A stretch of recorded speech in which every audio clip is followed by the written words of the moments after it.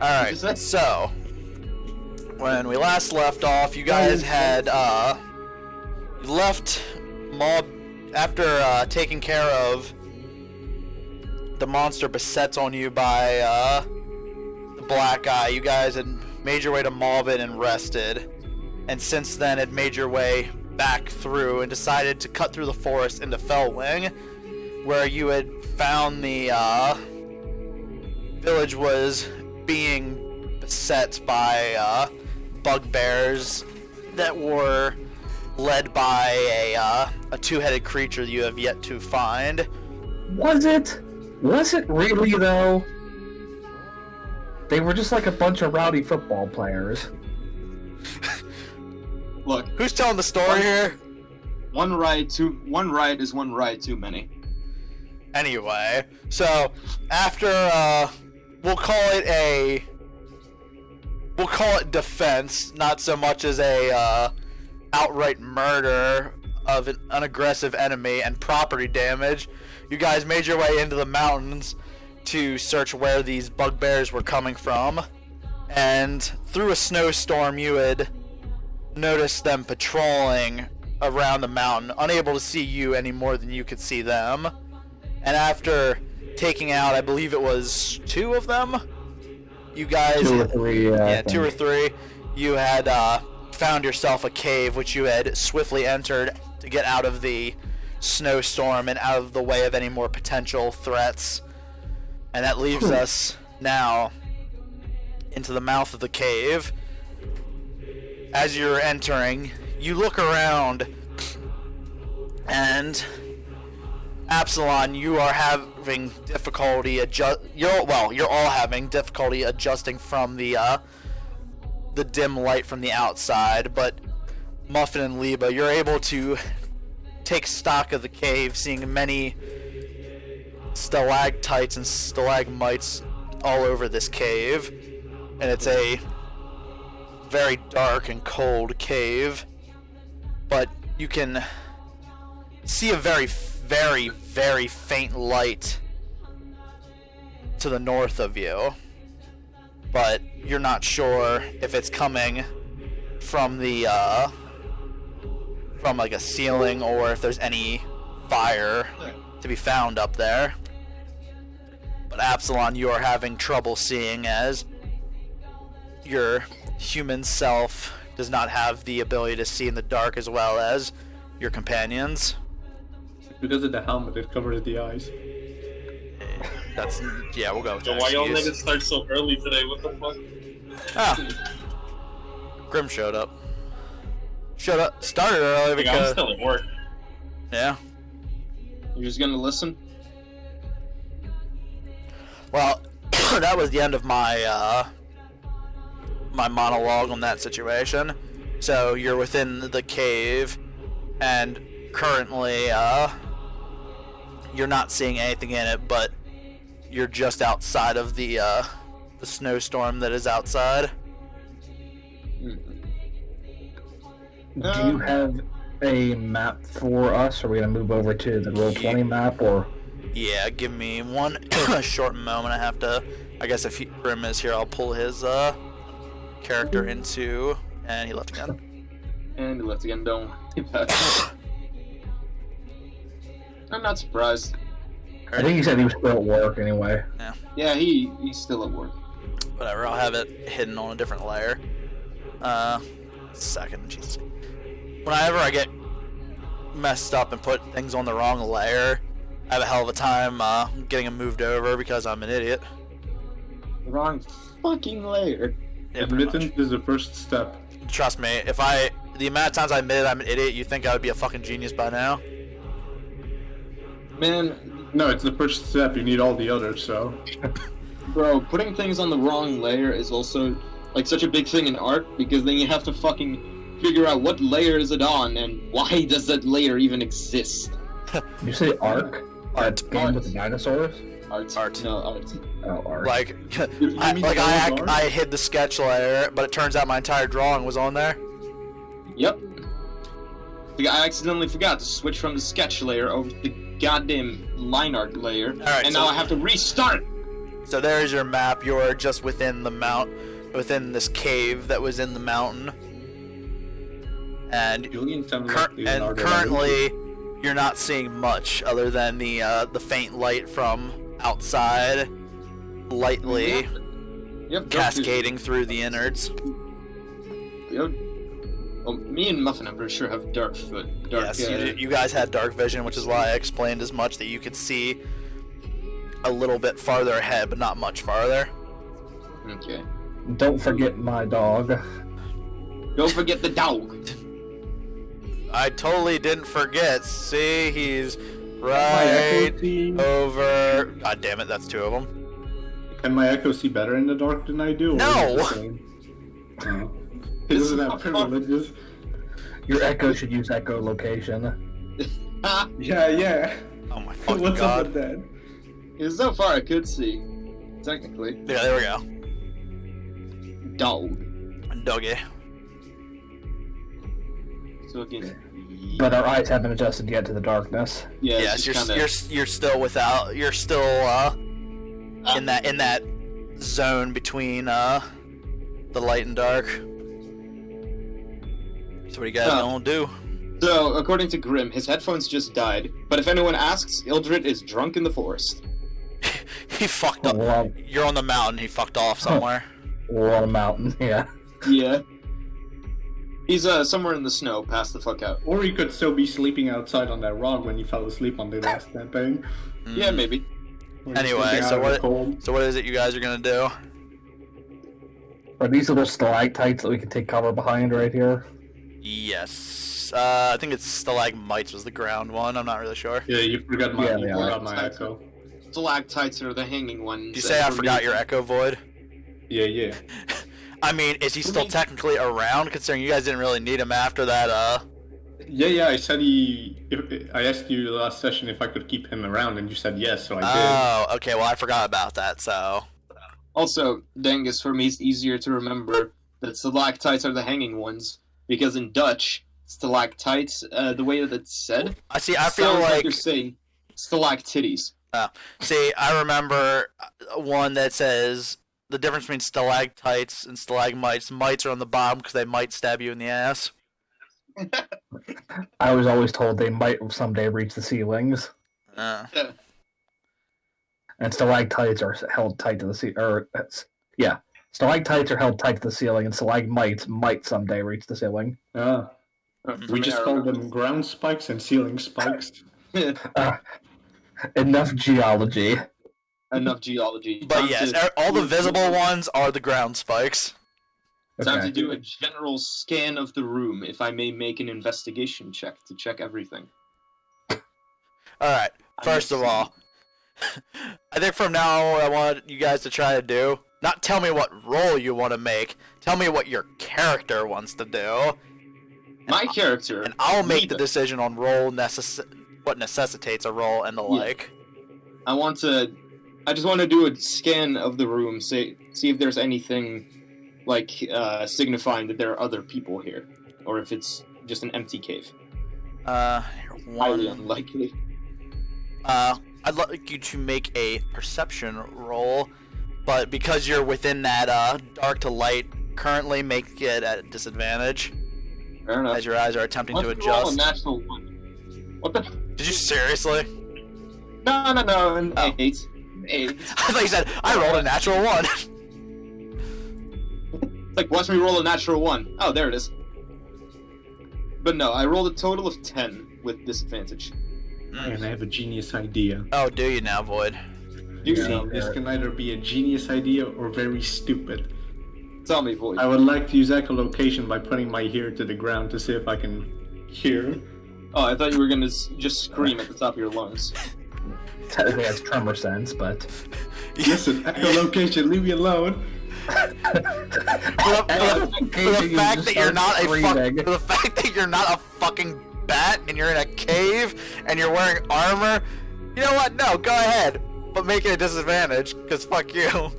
No, Yeah, so what do I have to roll? no, it's echolocation because this echo is locating something. Do the at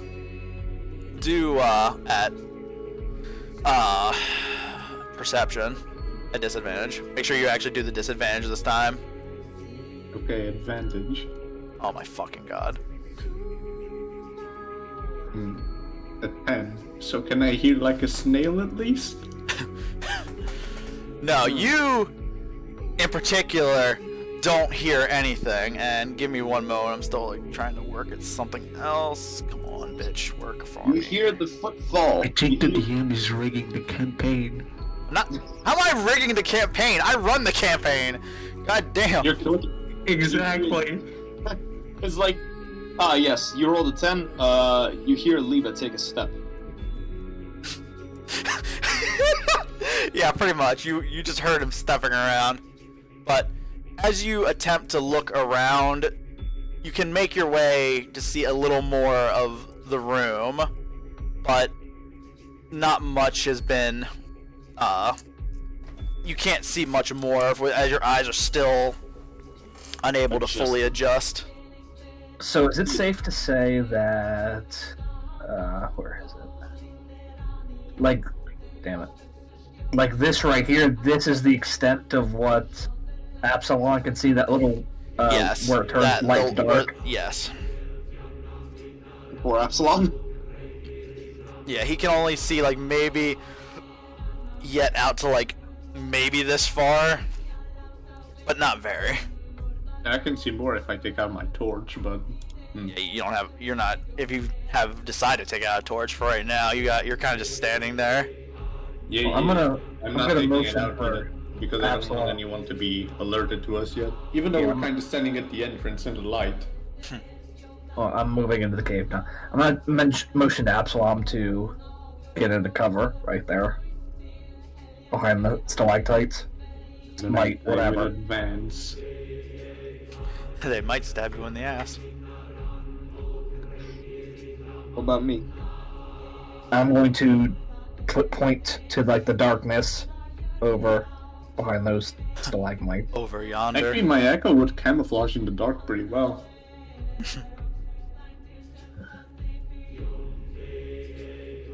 Alright, so I'm going to. Is the wind still blowing, or would I be able to whisper to the other two? the wind. You can hear the wind blowing outside, but it's not causing, and then it's causing some ambient noise, but not enough that you have to shout to hear each other. Okay. Well, I'm just gonna whisper. I'm gonna go take a look. If I scream, come and save me. Alright. Wait, why'd I go Russian? Alright. Why'd you go Russian? Sorry, I was still kind of switching between the voice of a character that I'm gonna be doing in a different campaign and then Liebe. I forgot what I sound like.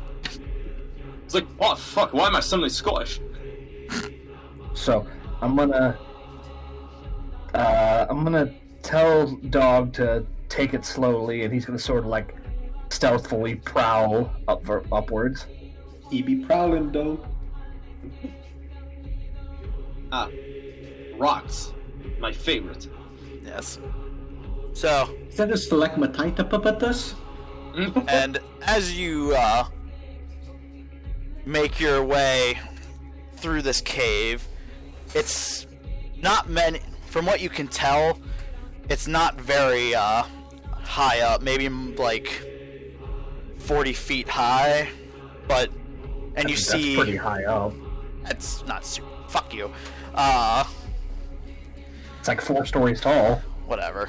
It For your goblin self? But yes, yeah, whatever. But you notice little crystals in the corner, but that's the only thing that really stands out to you, other than it's a dark and dingy cave that doesn't smell very good. You can smell like a scent of rot and a very light breeze coming from this what appears to be a passage in front of you.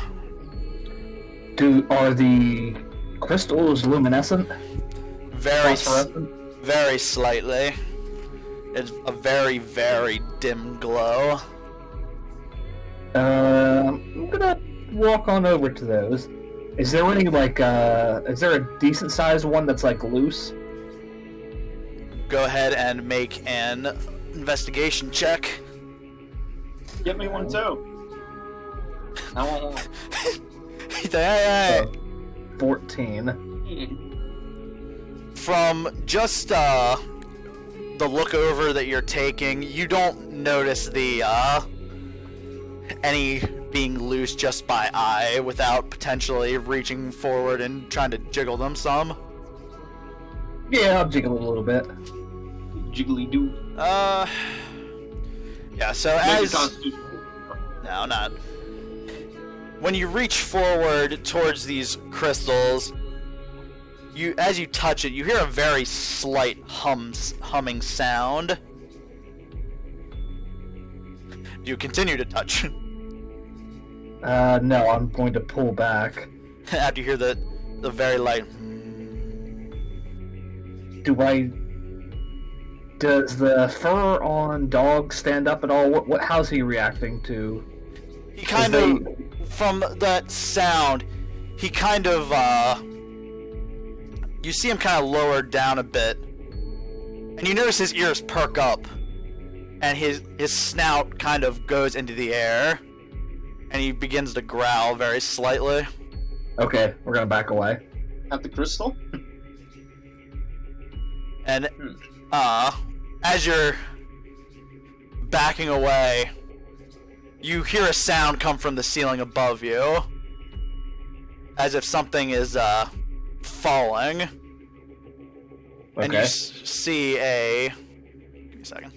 Come on here, work with me.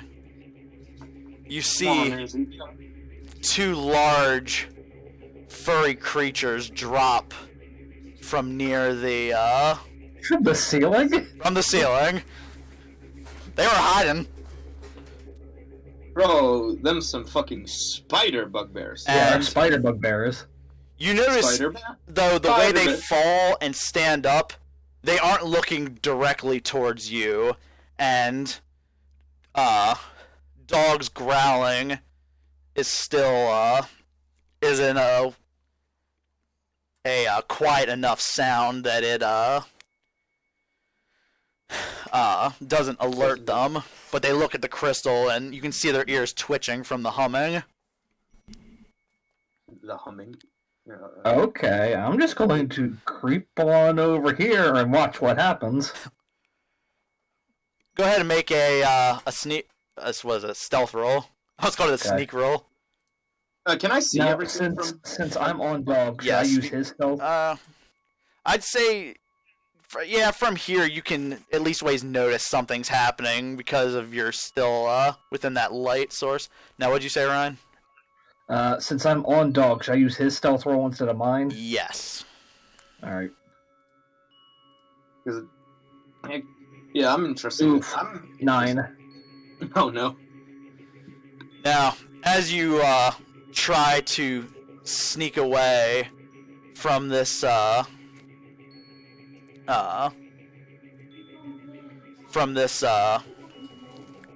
crystal and these bugbears, you know, dog hits against a very small rock that skitters across the ground, and their ears twitch and they look back.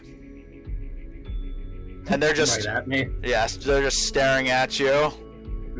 Can I use Dog. press? This is And- the second time Wait, you've wait, done wait, this. wait, wait. And what do you want to do? Before something happens.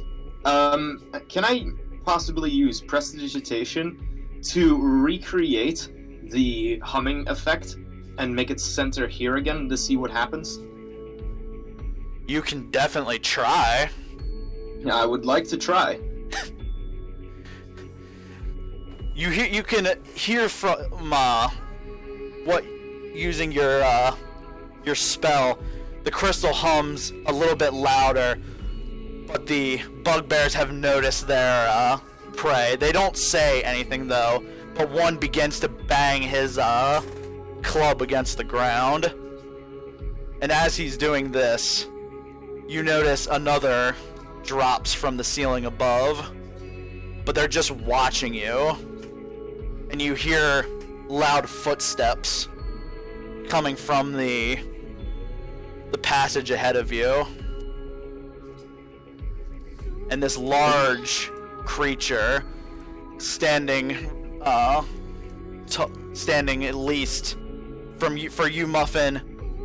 You just by using goblins for height, you'd assume another 3 to 4 goblins stacked on top of each other to come to the top of this massive creature. Oh. Oh shit.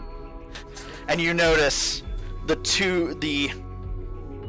large, Is that a ball set? long arms, and their but the strangely stubby legs for its size, and its dirty loincloth, and 2 heads on its shoulders. And one of them looks to you, Muffin, and addresses, "What are you doing in our cave?" What are you doing in our cave, dude? What are you doing in our cave? It was snowy outside and cold, and I wanted to come in and get warm. I'm gonna have dog like shake off the snow and water on his coat. This is our cave, dumbass. And you notice the other head go, "Yeah, our cave." Oh, now I get it. Yes, this is the Beavis and Butthead creature. Yeah. I gotta say that's pretty great. And the other, and as the other head speaks, the first head looks. You can tell it looks sort of in its direction, and a hand comes up and slaps the other head. "Shut up, ass munch!" And he's, "Ah!" Right. Who might you two be? What's your name? Liebe is struggling to in his laughter in the background. I think I'm just gonna keep them being named Beavis and Butthead. Yeah. But of course, as Ettins apparently speak with both their names put together, Beavis and Butthead. Oh well. Love this. As you're speaking, you just hear this slight. Well, surely you wouldn't mind me just staying here for a little bit, you know, while the snowstorm dies down. I'm gonna like flutter my eyelashes. And Make a charisma check. Nah. you notice as the other head that was slapped looks, "Whoa, dude, it's a chick." Oh, I don't like that. Oh my boy. And I just want to point out Apsilon is reading a book and his echo is sleeping while this conversation is going on. Immediately. So yeah, is anybody else doing anything while this bullshit's going on? Well, I want to see if anything becomes aggressive. I want to wait. If this motherfucker does anything like that, I would deem aggressive. 2nd level witch bolt on this motherfucker. But the large creature approaches you a little closer, Muffin, and the one head looks and goes, "Hey, baby." Hi. I'm gonna back away. See you, So, little fucking... I'm gonna, stay, right here. Yeah. And you can notice the heads are somewhat starting to argue with each other. One saying, "You're scaring her off, butt munch." It's what? You're scaring her off. They're arguing with each other. He says, "You're scaring her off, butt munch." Ugh. And you notice them kind of slapping each other back and forth. You're not really sure what else to make of this large creature with 2 heads that don't seem to be in any sort of agreement with each other. You see, I have a boyfriend. Yeah, I have a boyfriend. Liebe! Ah! He's just there. What the fuck? What the fuck? Yeah, what? Yeah, see, he's back here. Hi. Well, dog is gonna grab you and like pull you out into the. You see, we both came inside because it was cold. Hi. What's up? And What's up, homie? the 2-headed creature just kind of looks seemingly disappointed in this situation, And you can just see he just turns around and walks away. Or starts walking away and kind of looks to the bugbears and just says, do something with them. And just walks away back into the cave. Somewhat dejected from the situation. I just want to point out, it would be nice if someone could cast a mage light or something. I don't have light. Concentration. Oh no, it's concentration. Damn it. I don't have. What was it again? Light? I think it was just light. I've dancing lights though, but that's concentration. Yeah, you concentrate on dancing those lights, man. Yeah, Make them strip down the pole. I mean, can you really say anything's happened to break your concentration currently? Yeah, but when we get into combat, then I'd either concentrate on that or anything else. Well, Actually, you know what? With just sword fighting, I'm pretty sure I could just dancing lights and then. Yeah, I'll just cast dancing lights and you just see which one should I choose. But first, what? You can also combine the 4 lights into one glowing, vaguely humanoid form of medium size. yes. Yep. Huh. Or you could. I can't- But either way, creatures closer to the entrance so I can see them. Either way, it only Yeah. does dim light. Yeah, you watch as 4 little will-o-wisps appear around me, and then kind of appear, just go towards my boy, Apsilon. He just has little lights. Apsilon, you notice as these small lights dance around you, but in the position they're in, don't really add much to your sight currently. From their position. I do a thumbs up for Liebe because now I can read my book easier. I give him a thumbs up back. So as your 3 stooges situation's going on, you notice the 3 bugbears just kind of not surrounding you, but watching you intently with their clubs drawn. So, how did you guys meet Beavis and Butthead? I'm addressing the bugbears. One of them says to you, "He came to us and said he could get us food. Food and Oh, mead. you want food? Has he been getting you food? We go get food. He divides it. We get him treasure. He keeps us safe." Oh, well, you see, about that, we met, let's see, how many was there? 5. 5. There was 5 of 5. your friends. They're down in the village right now. They sent us back up the mountain to let you know to come down to get food. They have lots of food and drink. So much food, honestly. Roll for persuasion. Who has the higher persuasion? Persuasion. Doesn't matter. I'm telling Muffin to.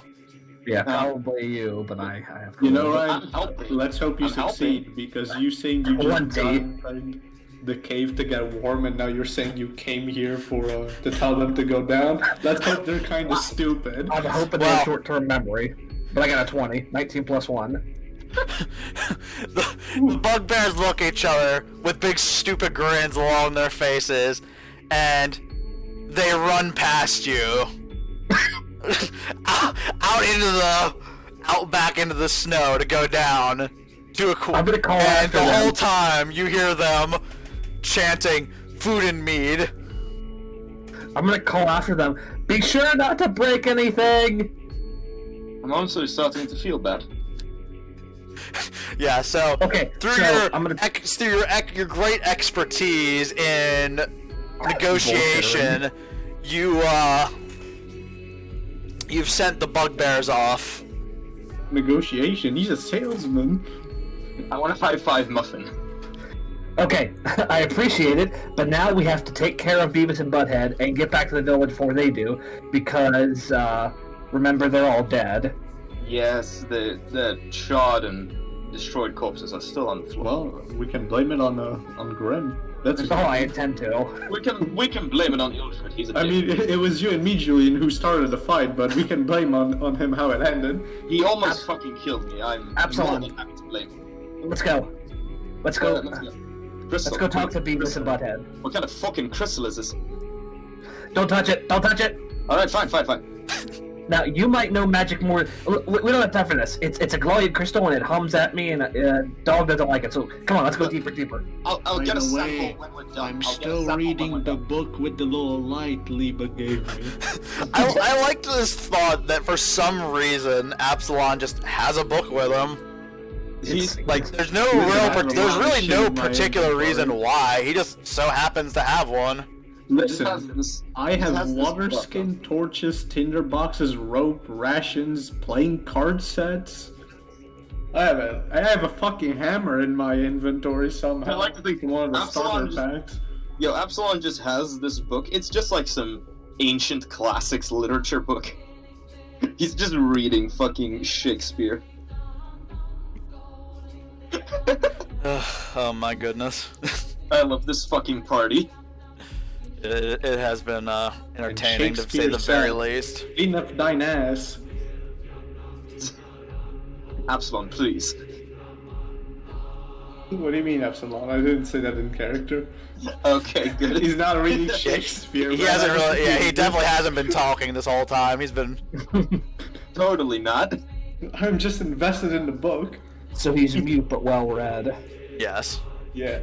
I mean, as far as you guys know, he's lived a full life. He's just undead now. Yeah, I mean, I just remembered when you have an intelligence of 11, you're barely considered literate. So I wonder what this man's intelligence is now. 13 with a modifier of +1. Don't mean to Okay. brag. Nice. Well, at least you Alright. are literate. So you guys are making your way. Yep. Yes. After the two-headed thing. Making our All way. right. So as you guys come around the corner, the cave is strangely more lit in this area. You can see small holes in the ceiling, and along the ground are large patches of ice. And there's ice on the walls and just everywhere on this in this cave structure. But sitting up on a raised platform on a very large kind of stone carved chair, you can see Beavis and Butthead sitting there, just kind of limply sitting in the seat. And Before then, anything happens, I would like to check the ceiling for any bugbears. you know what? Make an investigation roll. Or no, Alright. not investigation. Fuck it, investigation. Why does 24. the ice/water look like a face? And the mouth kind of have two boots at the So end. you scan across the ceiling, and you see no large furry creatures. Okay, good. Do I see some God, no spiders? furries. Oh, I'm sorry, what? Do I see any spiders? No, you don't see spiders. It is a frozen-ass cave. The spiders would be dead if they were there. Unless there's But who ice knows? They could spiders. be even bigger spiders. But you all notice Beavis and Butthead sitting there, and the expressions turn from a slight patch of grief to more of anger. Thought I told you to leave, ass munch. Well, Don't you? what did Liebe say? What were you going to say, Dangus? No, that was it. I called you ass munch. I just said, you like that word, don't you? Just doesn't respond to you. Just sitting there. He does. I just go whisper into Muffin. Do we fight him? No, he doesn't seem very smart. I wouldn't feel right fighting him. Well, if he fights us, we fight back. Self-defense. Yes, but we don't kill him. I think we can talk with him. I'm gonna step forward. So, I didn't feel right about leaving after what I said, so I wanted to make amends. You see, the villagers are having a party down in the village, and they wanted to invite all the bugbears and you. So she's actually doing this. You notice Beers and Butthead don't really say much to you guys, but you notice now his hand rests on like the stalactite and stalagmite sort of coming together. You see him, he has his hand like kind of rested on it, sitting there, and he's not really moving other than the slight sounds of and How far do the dancing lights illuminate? only for like 10 feet, but it's also there's natural light coming in, so Apsilon is able to see for the first time for real in this cave. Okay, so since he can see, I will dismiss the dancing lights. And Apsilon cries a little bit. Oh no, actually, you know what? I kind of want to see what book he's reading, so I'm gonna keep them up just so I can read with him. What the fuck is this man reading? Make out paradise. Was that from fucking Naruto? Yeah, Kakashi. I just start reading with him. So, yes, as I said, your good friends Beavis and Butthead are not really responding to you. You see, I'm gonna start getting closer and sort of like dropping to a whisper. Don't tell the others, but somebody found out. It's your birthday. Persuasion. No, he just kind of looks at you. And you hear the one head. Birthday? Just very confused. I don't think I know what that He is. does not appear to be acquainted with this concept. Well, you don't know what a birthday is? Oh, it's the best day of the year. All of the villages together, they come together, they put a big feast together, and they all give you presents. And since there's 2 of you, that's 2 times the presents. I'm gonna hold up 1 finger each. It's like a fucking just this adult just talking to a child. It's like explaining Except the that concept of a I'm only birthday. 1 goblin, and they're 5 goblins. And they just stare at you, and one of the heads responds, "Or I could just take what I want."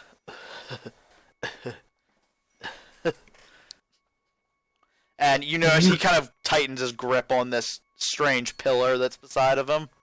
This is definitely a weapon. You could, but it's gonna feel a lot better if you make friends and they give them to you. How many friends do you have?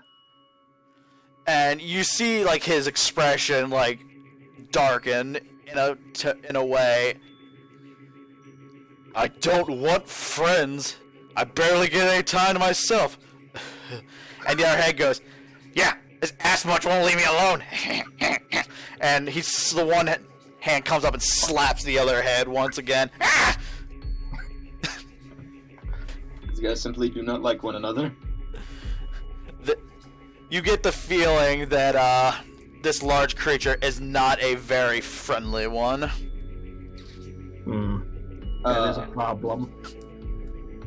Which I want. He's not inside of my range. You know what?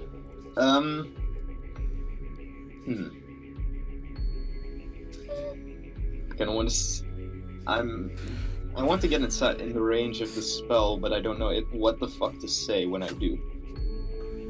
And as you're still standing there,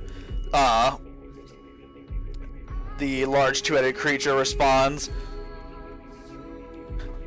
"You can go now." Are you sure? There'll be girls at the party.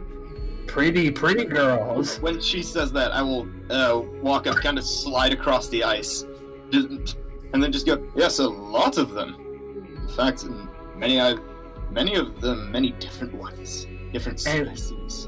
In fact, what I've heard, in this village, the village custom is to give the birthday boy a kiss. With all of the people there, imagine. The large 2-headed creature, at the constant mention of all the people, you can see he's becoming very angry, and he grabs onto that pillar more and rips a chunk of it, a very large chunk of it, from from the structure and throws it at you. Roll a roll a dexterity saving throw. Only Muffin, Wolf, and Liebe. Apsilon's still kind of standing there in the corner. Oh. Yeah, 22. I think that saves, right? Let's see. Da-da. Da-da. I got a 16. And now for Dougie. Doge. Well, after this, I'd say I can call it self-defense. He got a 19. Okay. Yes. You all managed to move very swiftly out of the direction, kind of sliding a little bit on the ice, away. I look up from my book and notice shit's about to go down tight. I very calmly close the book, marking the page I'm at, and then put it away. I love Apsilon. Right. Well, after that... So we have one that's wants to learn the world, one that's been alive at some point and is just straight more bookish than anybody would expect, and a goblin who is stuck after being a star sailor. He's a star sailor. So, the large creature now stands up, and give me 1 second. Wait, I will look at Muffin and say, "Can I now call it self-defense?" Okay, but try not to kill him. And it stands up and brandishes two very large weapons, and it just bellows out a very almost angry / anguished roar. It says, "We kill you now!" Alright, now it's considered self-defense. Second level, Witch Bolt. No, Wait, you're You're rolling initiative now. Yeah, because we dodge his attack. Yeah. Just because you said it quick doesn't mean you're going to do it. Well, I tried. Yes, you did try. I tried to. Well, okay, I see that. Ooh, all rolled good. I see the dice gods like me today. I see that. What was yours? Thank 22. You for and roll that. Holy shit, that's great. You get a natural 20 or a natural 1. Let's just say he's on the bottom of the list. He's big and slow. He's a big and none too bright. Well, he did just attack, so I guess it kind of makes sense. All right. Give me 1 second. I want to. Let me actually read. Let me make sure I have something.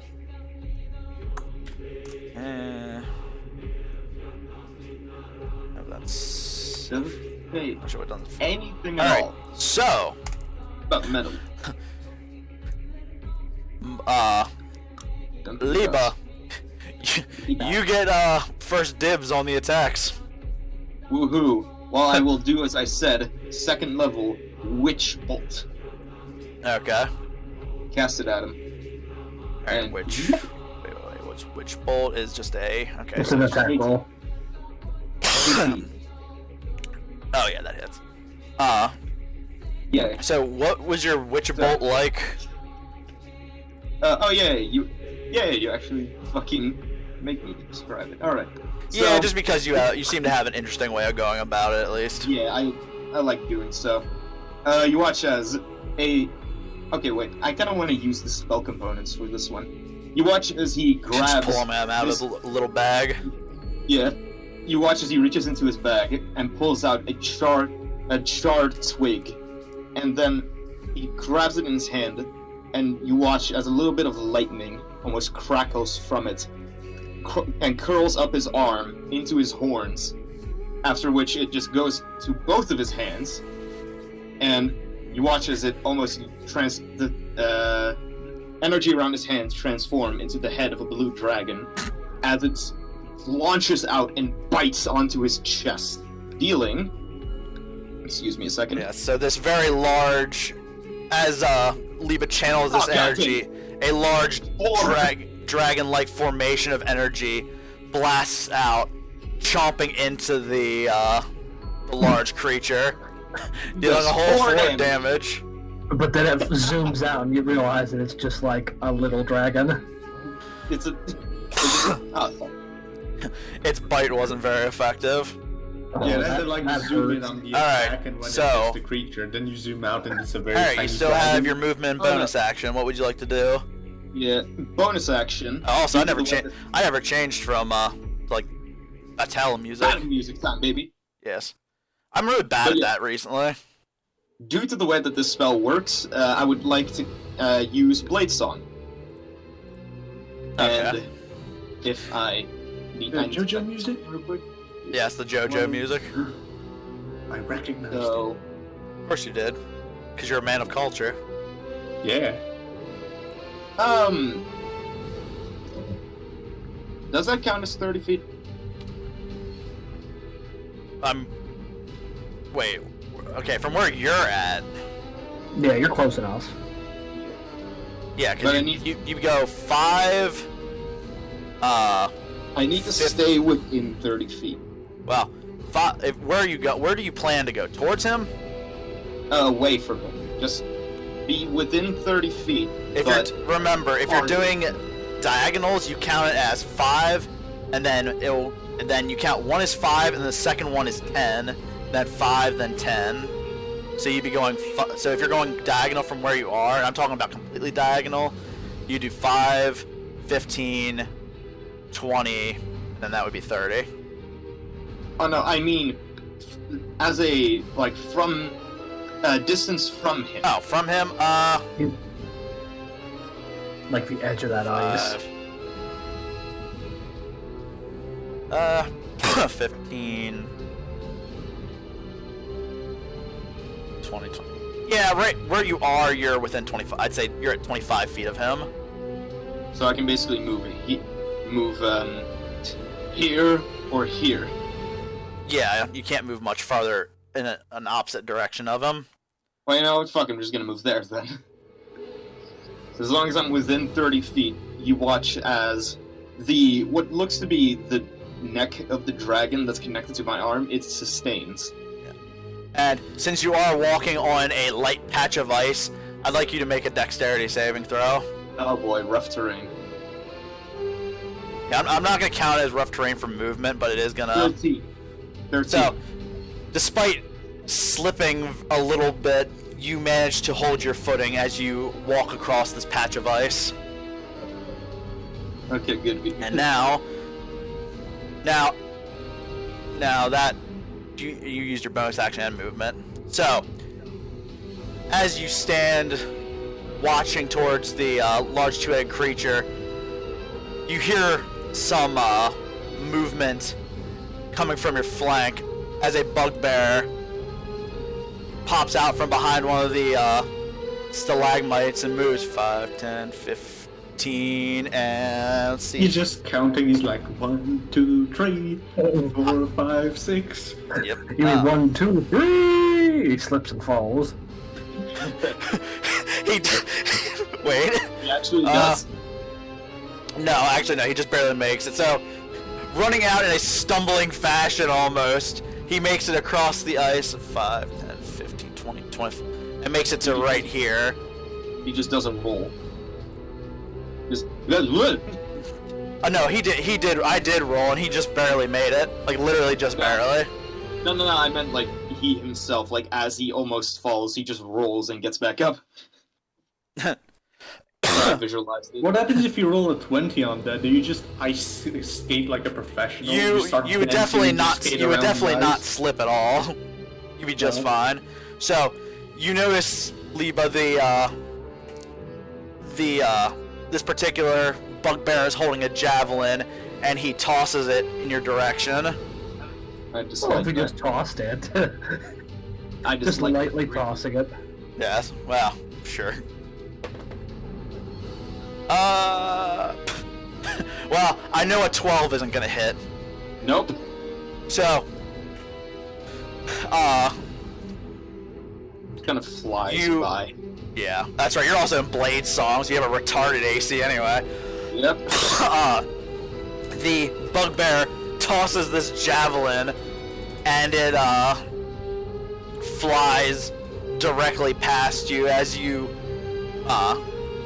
you kind of lean yourself out of the swing, and he does nothing else, and that brings us to Muffin. Bonus action flips me off. Okay, so where am I currently? Am I where I'm at, or where I'm at? Where Dog's at? That's a good point. We Okay, got well you were swords together, separated. so anyway, yeah, you're gonna be in that. You're gonna be where your token is. You're just keeping Dog with you since he's your position is your token is your positioning always. Okay, so seeing how slippery the ice is, I'm going to slowly, baby steps, like that. Yeah, I'm gonna say since you decided to Be careful. yes, be very careful.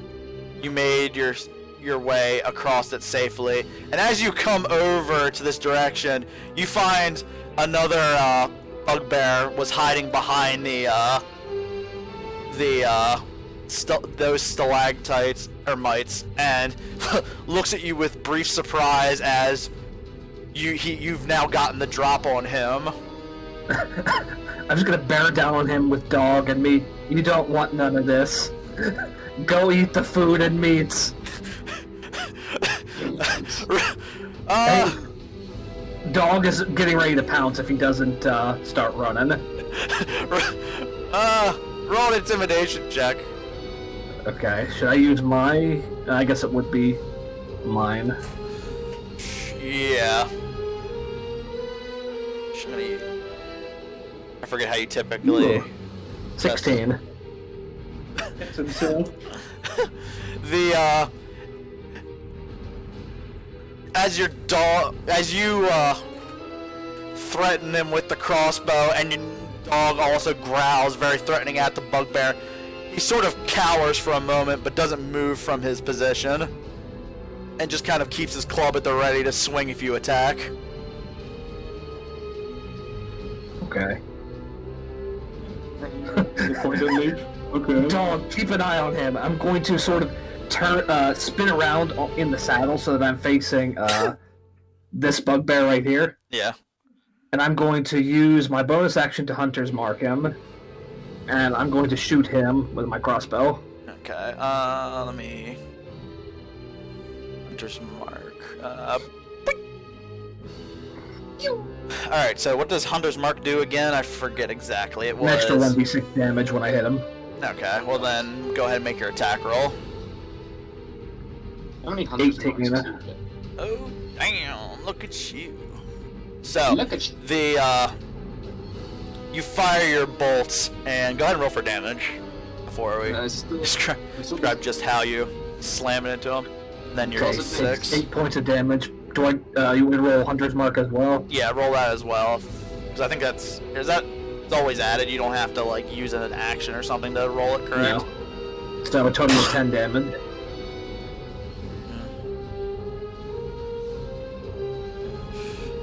Okay.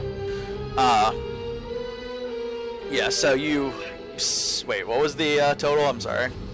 10 damage total, piercing. 10 damage. Total piercing damage.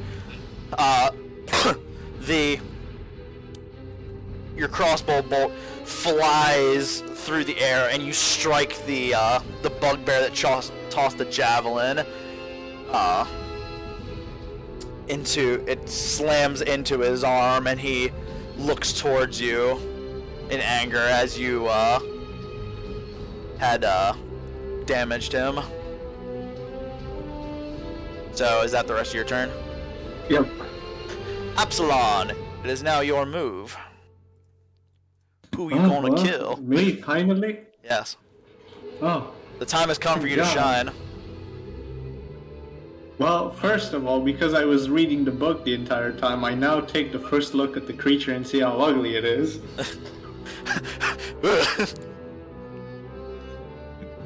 I just imagine Apsilon making that sound, just shuddering.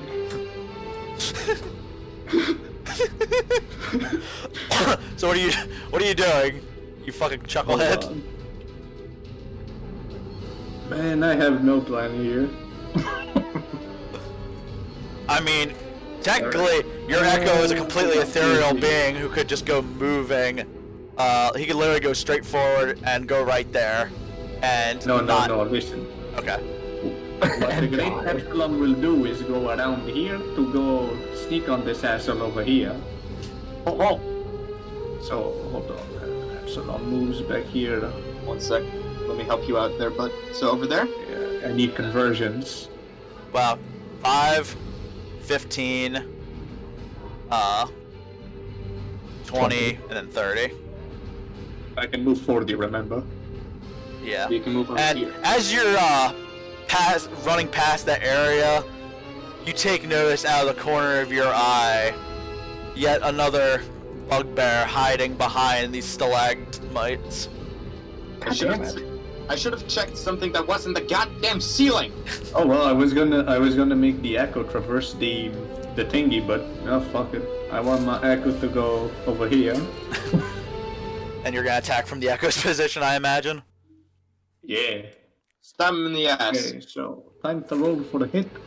Yes. So your Echo dashes across the... God damn! And now watch, the damage is gonna be 1. No, because you're gonna have... So only roll 2d6, and you're adding 12 to that. So your Echo dashes directly up behind the bugbear as it looks up to you. Nothing personal, kid. 1,000 years of death. What did you say? 2d6? Is that it? Just roll your normal damage. So just go to your just roll, actions and yeah. roll damage. The Echo walks up to him and you just hear. Shit! Okay, you still didn't technically do what I told you. Don't I worry. just rolled the normal damage. No, What? you hit crit. I said you only have to roll the 2d6 when you touch the when you press on greatsword. When you press that, it only rolls the 2d6. Oh, you still got That's all I need. I don't. Yeah, need... I did. I pressed the 2d6 on the sword. Plus 3. And then plus You, 12. you, No, say you didn't right click and then hit critical hit. Yeah, because it says you I rolled just 4. clicked it normally. That's weird because Then it just said you it just. probably did it automatically. When you roll a 20, it All I does did was... Oh, press this okay. button Well, right you know here, what? I'm going to use the. If that does that shit again, we're just going to use the first 2 dice, no matter what they are. Yeah, it So works. 9 plus 12, 21 fucking Plus 3. damage. No. Don't forget to add his modifier of +3. Plus, Yeah, yeah, plus the 3. strength mod. So Strength that's mod. 24 then. So Yeah. Nothing personnel, kid. yes, you So how is he attacking? Void or I believe I heard Well, sword. I something would up his like ass. him to jump to this thingy over here, this stalactite thingy, and jump off of it into the enemy with the sword for a stab. yeah. So your Echo, despite being mostly ethereal in some way or another, bounces off of the stalagmite to increase speed and rams the sword directly through the bugbear, who, despite the massive blade now going through his stomach, just barely is standing, coughing up blood.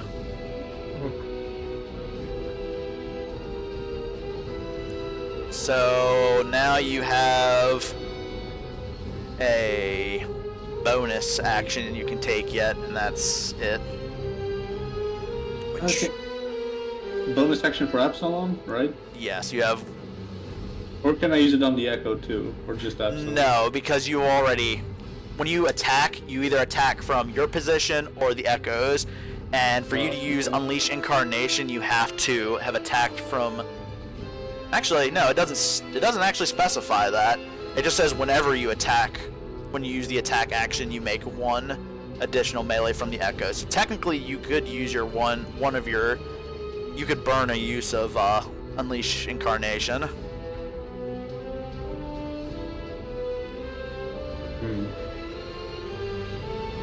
Or can I just switch positions with Apsilon and the Echo and attack with Apsilon instead? No, because you've already used your Damn it. action for the turn. You could teleport. Hey. You just be staring him in the face with a sword in his gut instead of your Echo. I'll go ahead and do that actually because my Echo only has 1 hit point, so if he gets hit by that guy while he has a sword in his belly, he's gonna go So to shit. the thing you can literally summon at any point in time, you're gonna just swap with. So Yes. there you go. Because He doesn't then I want to can die. make my Echo, who can float above the ice, go attack this guy without tripping. Fair enough. So yes, I you might be stupid, but I can use brain sometimes. you swap positions with your Echo, and now you're staring face to face with the bugbear, your enormous greatsword through his gut. I'd like to wave at him. He doesn't wave. He doesn't wave back. Kind of rude, really. Wait, is he dead? No, he's not dead. He's standing. He's just barely alive, coughing up blood with a sword through his gut. Yeah, he's not long for this world. Yes. No. He's probably gonna die if he twists that sword like an inch. So now the bugbear with the sword in his gut, standing there. I wouldn't say resolute, but swings out towards with his club out towards Apsilon, and He's just the bugbear's just fucking standing there like bit rude, innit? yeah, a bit rude, isn't it?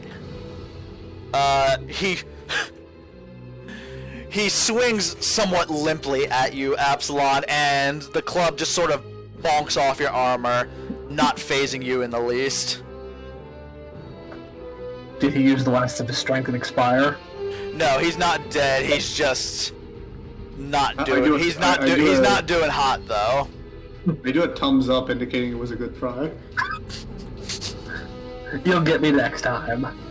So now the bugbear that was near you, Muffin, seeing you making your attack, decides to take a swing at you specifically, sitting on top of the. Even though dog's like growling right at his feet.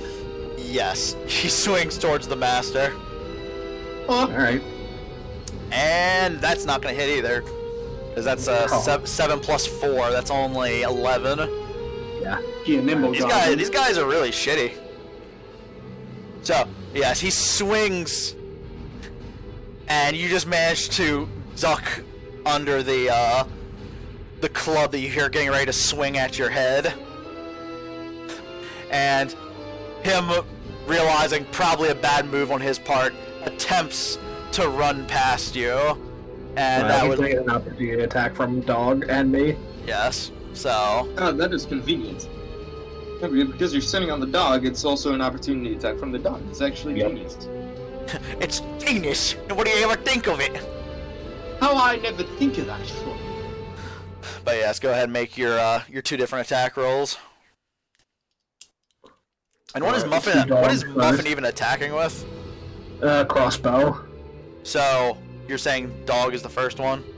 Yeah. Okay. It would be a 16 plus lots of stuff. Well, that one definitely hits. Whereas yours is only a 6 plus like what? It's No, not that gonna- was- it wouldn't That was matter. both the dog's attacks. Oh, what do you mean both of Dog his? has pack tactics. He attacked with advantage. Ah, so that was just his then. Well, go ahead and roll yours as well, though. Alright. Mine is just at disadvantage because I'm in close range, but I have advantage, just evens out. Wait, why would you have advantage? You don't have pack Oh tactics. shit, I guess, yeah, I guess you're right. So, Well, it'd be that's a okay. 19 You only rolled the one. You didn't actually roll with advantage. Actually, no, you didn't. Oh shit. I needed to roll 2 and take the lower, so it would have been Well, whatever. 19 and a 20. Yeah, so you're still, you both still hit. So, go ahead and roll both your damages now as well. So, Alright, we'll do dogs first first. dogs, and then plus Alright, so whatever he mod. takes 4 plus 7 plus 4. So he takes 11, he needs to make a strength saving throw. Yes, so let's do that first. The strength saving throw. And 10? No. On DC 11 he's knocked prone. Yeah, cause that's just that. Oh, he was 1 below. Yeah. So yes, The bugbear attempting to run away is bitten in the leg and drops flat onto his face from dog. He's at 11 points of damage. Yeah, 11 points. So yeah, I'm just gonna point my crossbow down on him, as he's like prone next to me. You should have ran, and that's when I do my damage. Yes, and your damage roll is 4 damage. So you shoot him into the back towards his shoulder, and he just kind of like his body kind of hops a little bit, and you realize it is bleeding, but he doesn't seem to have been super affected otherwise by that particular bolt, and he lays there prone. Muffin shot at him. Not very effective. Now, the large creature, having been blasted with this lightning by Liebe, he has... Oh, damn. Big guys. Yeah, they move look how far. stupid he looks in that token, too. 5, It fits the fucking voices so well. 10, I love pizza. 15, Hey, he chonky. 20, 25, and he brings down his massive weapons upon you. Does he not need to make a dex save? He's too heavy. Wow, he also didn't move very far into the, well, you know what? Yeah, he did. He was just kind of I guess that is a big patch ice right there. Wait, is he swinging vertically? Please fail. Okay, and with that... You lucky fuck. Did he Wait, fail? does it still hit the ice? You are so fucking lucky. He failed! Yes, by 1. Actually, no. His dexterity is -1, so technically he failed by 2. Thank you, Fortuna. Wait, if he still So, hits the ice, yes, though, the because ice will break. using my own ruling against me, yes, he has... While he runs towards you, he, flops flat onto his back, just kind of laying there with a stupid look upon his face as he flops to the ground. That's right. Now, wait. Now, if you fall prone towards the beginning of your turn, like if you during that turn, that just ends your turn, right? No. Since he's prone, you have to use half of your movement to stand up. But since he's already used most of his movement, Yes, he can't stand he up. cannot. So he just kind of lays there, defeated. Jesus Christ. Alright, so that's first round done, so 6 seconds into Blade Song. But it is now your move, Liebe, as you stand over this gargantuan retard. Alright, let's see here. Since he's prone, though, you get advantage on your attack rolls. Yes. Exactly. Makes What more else? really does make more sense to, but you can only Blade Song, you're not able to two-hand your weapon, No. I believe. Rude. I believe that was the... Yeah, that's the ruling. I know.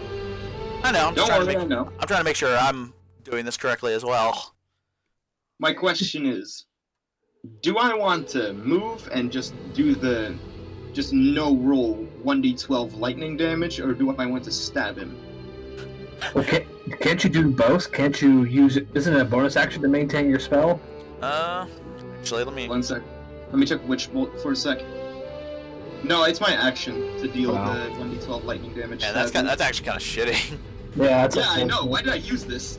I don't know. I thought he would remain far away from me, so I could just damage. I don't know, you can always stab him, though. He's laying on his back. Stabbing his thigh or something. And You of get course I 2 have chances for a critical roll. Critical hit. True. But of course I have no bonus action spells. Sucks to suck. Yeah, low-level spells usually never require a bonus action. That's annoying. The only thing that I have that isn't action. So, what are you doing? Yeah, sorry. I get what you're going for, but you are rambling a lot, so I'm gonna reel you in for a moment. It's fine. I do ramble way too much. I know, so do I. That's why I know I have to stop you, because you won't stop. I don't stop when I start rambling. Yeah. Coming from a One place sec. of knowledge. Yeah. Give me una seconda, por favor. I don't speak Taco Bell! Okay, heads. Yeah, I'll just stab him. So he watches the bolt of lightning just dissipates, and I go, well, that wasn't effective. And as he just grabs his longsword and makes 2 attacks. Or 1 attack, excuse me. 1 attack. And, At advantage. Yeah, with advantage. So let me roll out with advantage real quick there, big fella. Wow! I am so glad I did that! Hot damn. So, go ahead and roll your damage a while, and yeah, you know, just, that's right, you said it does it automatically, so. It does seem to do that, yeah. 16! So just take the first 6. Yeah, the first 6 plus an 8 plus the 4. 6 plus 8 plus 4, so 18 points of damage. Nice. Yes, so. So did the giant break the ice so he falls in the water? No, there's no water, it's just ice. It's not really watery. No. So that was what? I said 18, or no? Yeah. 6 plus 8 plus 4, so 18, yeah. How much So- intelligence do you need to be able to swim? Depends on the weapon. So, yes, you stab downward into the leg of the very large creature, who just kind of like jolts up, but still kind of like flops backwards as he's dealing with the pain of falling directly onto his spine and smacking both of his heads. Oh yeah, I knew it. Got some brain damage there, friend? Oh wait, I thought you already... Oh no, never mind, you already had that. Just casually roast him. Are you Russian? Duh. Are you drunk? Duh. I like how I basically insult the enemy with gestures, Liebe insults with his voice. I think Muffin is the only person who's peaceful. Yeah, she's trying her best, and I applaud her for It's it. not really working. Everyone else is just a bunch of assholes. Yeah.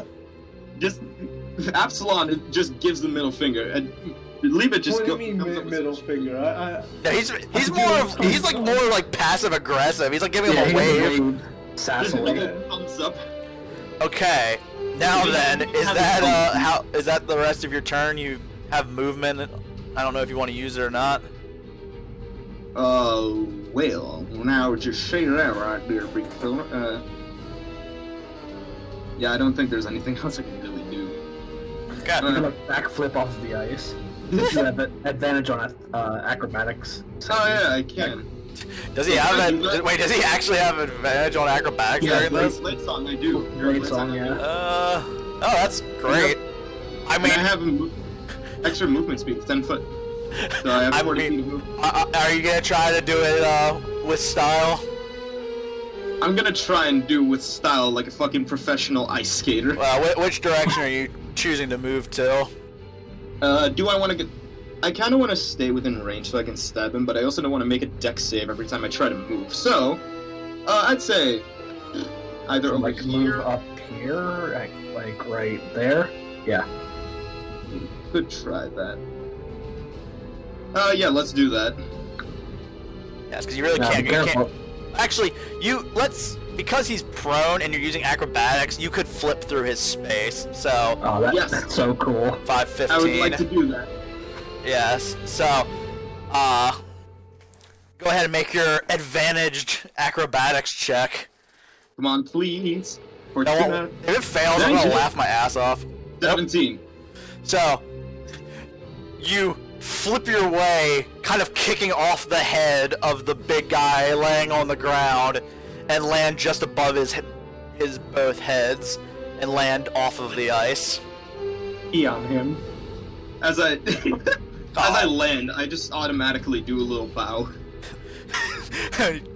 But nobody sees it because But Apsilon has but one and nobody I've got cares. another. Yeah. Yeah, everything is behind Liebe, so nobody sees him do the little bow. He's just kind of like doing it Did you for. see that? He's kind of just doing Did you this. see that? Yeah, he's just kind of doing I'm this sure shit for that- himself at this point. He's the only dude who can see it, that one bugbear over there. You Yes. just see him on his low mind. Hello, darkness, my old friend. Now, I like to think that bugbear, since he's the only one who sees it, just kind of starts clapping. Not quite. He comes rushing towards you with his club drawn to make a swing. Wait, why is this echo there? Why is the echo? He didn't get that close yet. Yeah, he already used the movement of the Listen, echo and I'm all always that. a fucking last on initiative. I can't do shit. Well, you're not the last. You're just the last of the players. It's got no Yeah, decks. that's what I do. You got no That's the decks. party. No dicks. All right. Well, I guarantee you he misses. So as you the bugbear came swinging at you as you did your bow, and without even knowing it, you've dodged being cracked across the skull Oh, so the bow was actually a pseudo dodge. without him even knowing it. I love it. It gave him disadvantage. Okay, so that moves us to Muffin. I like how Beautifully. Dangus said, I guarantee you it doesn't hit. I give you my word. That's because it was literally like a 9, and right now with Blade Song active, his 22. his thing goes up to like 22. yeah 22. Violent Sunset. 4 minutes though. You Right, got so- that armor never walk. Which is why I actually have to keep track of rounds now. It's a minute, so it's Yeah, total it- 10 minutes. Yeah, we're only on round 2. Yeah, most Yeah. combat doesn't last that long. Exactly. That's why I love Barbarian and now I love Wizard. Alright, Finally, Ray, it's a your turn. subclass for Make me. us proud. Alright, so I'm going to command Dog to rip the throat out of the bugbear that's currently prone. Get him. Alright, well, make your attack at advantage. Wait, while Ryan is No. making the attack advantage, I have a question. Where the fuck is the cat? Is it dead? No, it's just in another plane of existence. Yeah, it's in a Right. pocket dimension. So 18. So 18 does hit, so roll for damage. Actually, only 7 let me double points of check. damage Let me roll. double check real quick. Okay, yeah. So roll your damage. What did I say? 7 points of damage, piercing damage. So, Dog chomps into the throats of the bugbear, just barely starting to pierce its flesh, and you can see the bugbear still like trying to get Dog off of him, but you can tell that the swinging is becoming extremely weak as he's chomping down on him, but he still lives. What this Okay. is misery. I'm going to use my goblin ability to bonus action disengage to jump down off of the Dog and move. I had moved 5, so 10, 15. Remind 25. me what disengaging does again? He doesn't get an attack of opportunity. Oh, well, he's also prone, so. It would be with disadvantage. So 30. I'm going to move right there, so I can sort of get an eye on what Liebe's doing. Okay. Still didn't see the fucking flip. Nobody saw anything. He's like, "Did you see that?" Everybody's like, "No." Fuck. And that's all for me. Okay. Then now we move on to Apsilon, who is currently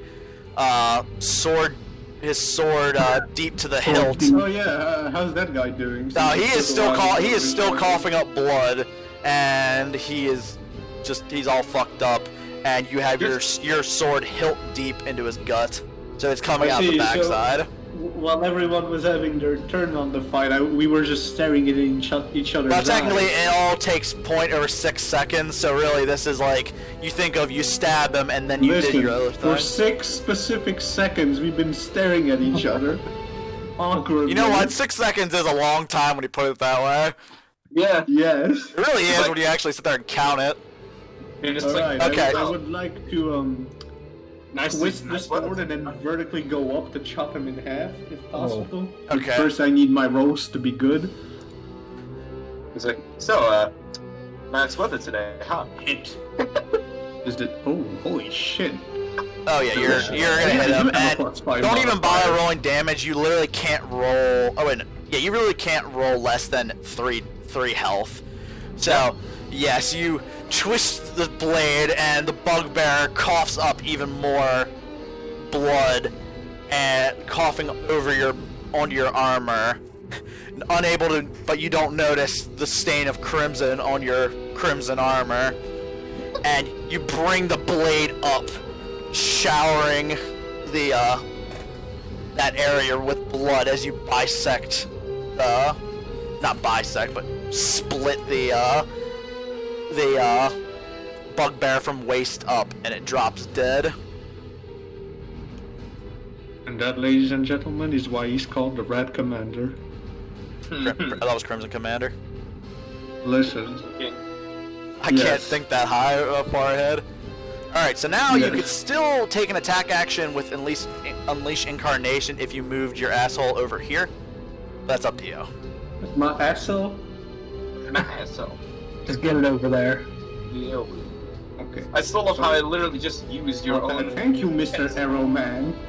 Use what? I would like to move over here and use my my thingy incarnation thingy majiggy. Okay. Also, Oh yeah, he's also being flanked. Wait, what does that use? That's yeah, he's being flanked, so you can also make that attack at advantage. Nice. Also, I can't believe I still used your own fucking game rules against you in my favor. You know what? If it happens, it happens. That's just how it That's just how it goes. Yep. It's just how the dice rolls. Yes. Use the Unleash Incarnation. There we go. I was searching for it. Yes, and now you attack with advantage. The dice giveth and the dice. I would like to. Yep.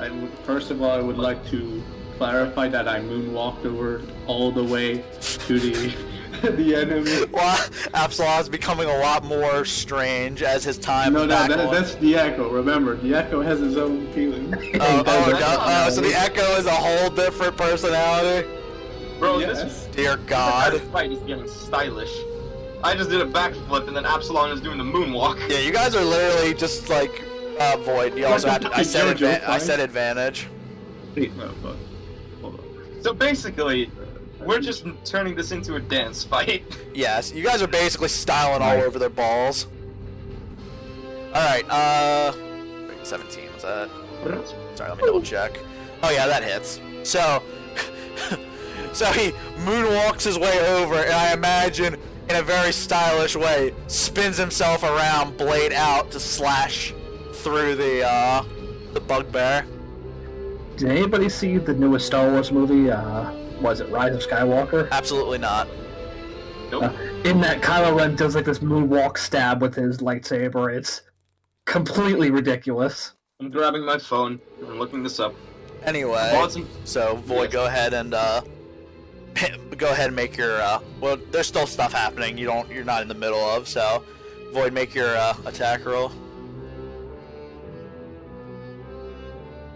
Your damage roll. Beautiful. Yeah, there you go. 11. 4 plus 4 plus 10. Yeah, so the moonwalking Echo goes over and spins in a quick fashion and creates an enormous slash through the back of the an enormous, heavily bleeding wound from the back of the bugbear as he just kind of stumbles a bit, his blood dripping down his back. My Echo's just always laid back and Yeah. and just enjoying life, just moonwalking in battles, sleeping outside of battles. Okay, No. now, is Apsilon himself gonna move at this point, or... Yes. Right, and it's even funnier because he moonwalks I through would like to fire. climb on top of the stalagmite. Go ahead and make a dexterity to go through all that bullcrap. Void, be sure you watch that. Or no, acrobatics. Sorry. You He just motherfucker. walks through Well, it's fire. okay. You might actually do better because you get a +4. Oh, you're right. You did. Thank you. So yeah, You're go a ahead. genius, Dangus. So yes, you very what's the word I'm looking for? Professionally move your way through the bundle of I jump onto the wall and then wall jump Or you do on that. top of the stalagmite. Yes. Yeah. Flip a dip. And land yourself right over here. So now so 5, 10. So yeah, you still have 30 feet of movement. Really? Holy shit. So can I make it across the ice to the enemy? Yes. Or can I make it on top of the big guy? Again. I mean, never mind. The Muffin said not to kill him. I forget about that. I'm not gonna say that. Right? I'm not gonna say that you can stand on him, but You can certainly try. you can move next to him. Yeah, but I can make it to the bugbear, right? Which bugbear? The bugbear in that between the two ass cheeks in the middle. Oh, I mean, if you go right here, yes. I love Yes, I would like to leap from the stalagmite right there and then stab him. Oh, he's doing the Artorial. Wait. A downward slash. You already attacked once this turn. This is just movement now. That's all you have left. Yeah. You killed you hewed the other bugbear. Yes. Fuck, I keep forgetting attacks can have a limit. Yes. Don't worry, in another 2 levels you have 2 attacks. Yay. And Yeah, then I would just attacks like you use. to jump over here then. I need to wait until 7th level. Make another acrobatics roll. You just did a goddamn flip-a-dip-dip. Did that catch you off guard, Dangus? So, in your attempts to jump and flip over the ice, you land just short of your destination and fall prone. Onto the ground. Just right there. You can still crawl. Poor Apsilon. He tried so hard and got so far, but in the end, it didn't really matter. Fortunately, he's not as stylish as the Echo, who can moonwalk on ice without a problem. Yes. Boy, be sure you watch that video I sent in the chat. Alright, so now the bugbear that was attacked by Dog manages to get him beaten off of him. Bugbear that lived. Yes, and stands up and brings his club down What the fuck? on top of Dog. Not the dog! Not the dog. God damn, see, I can't roll for fucking shit. 14? Nope. God damn it. Well, yes, the bugbear swings down and it slams into the,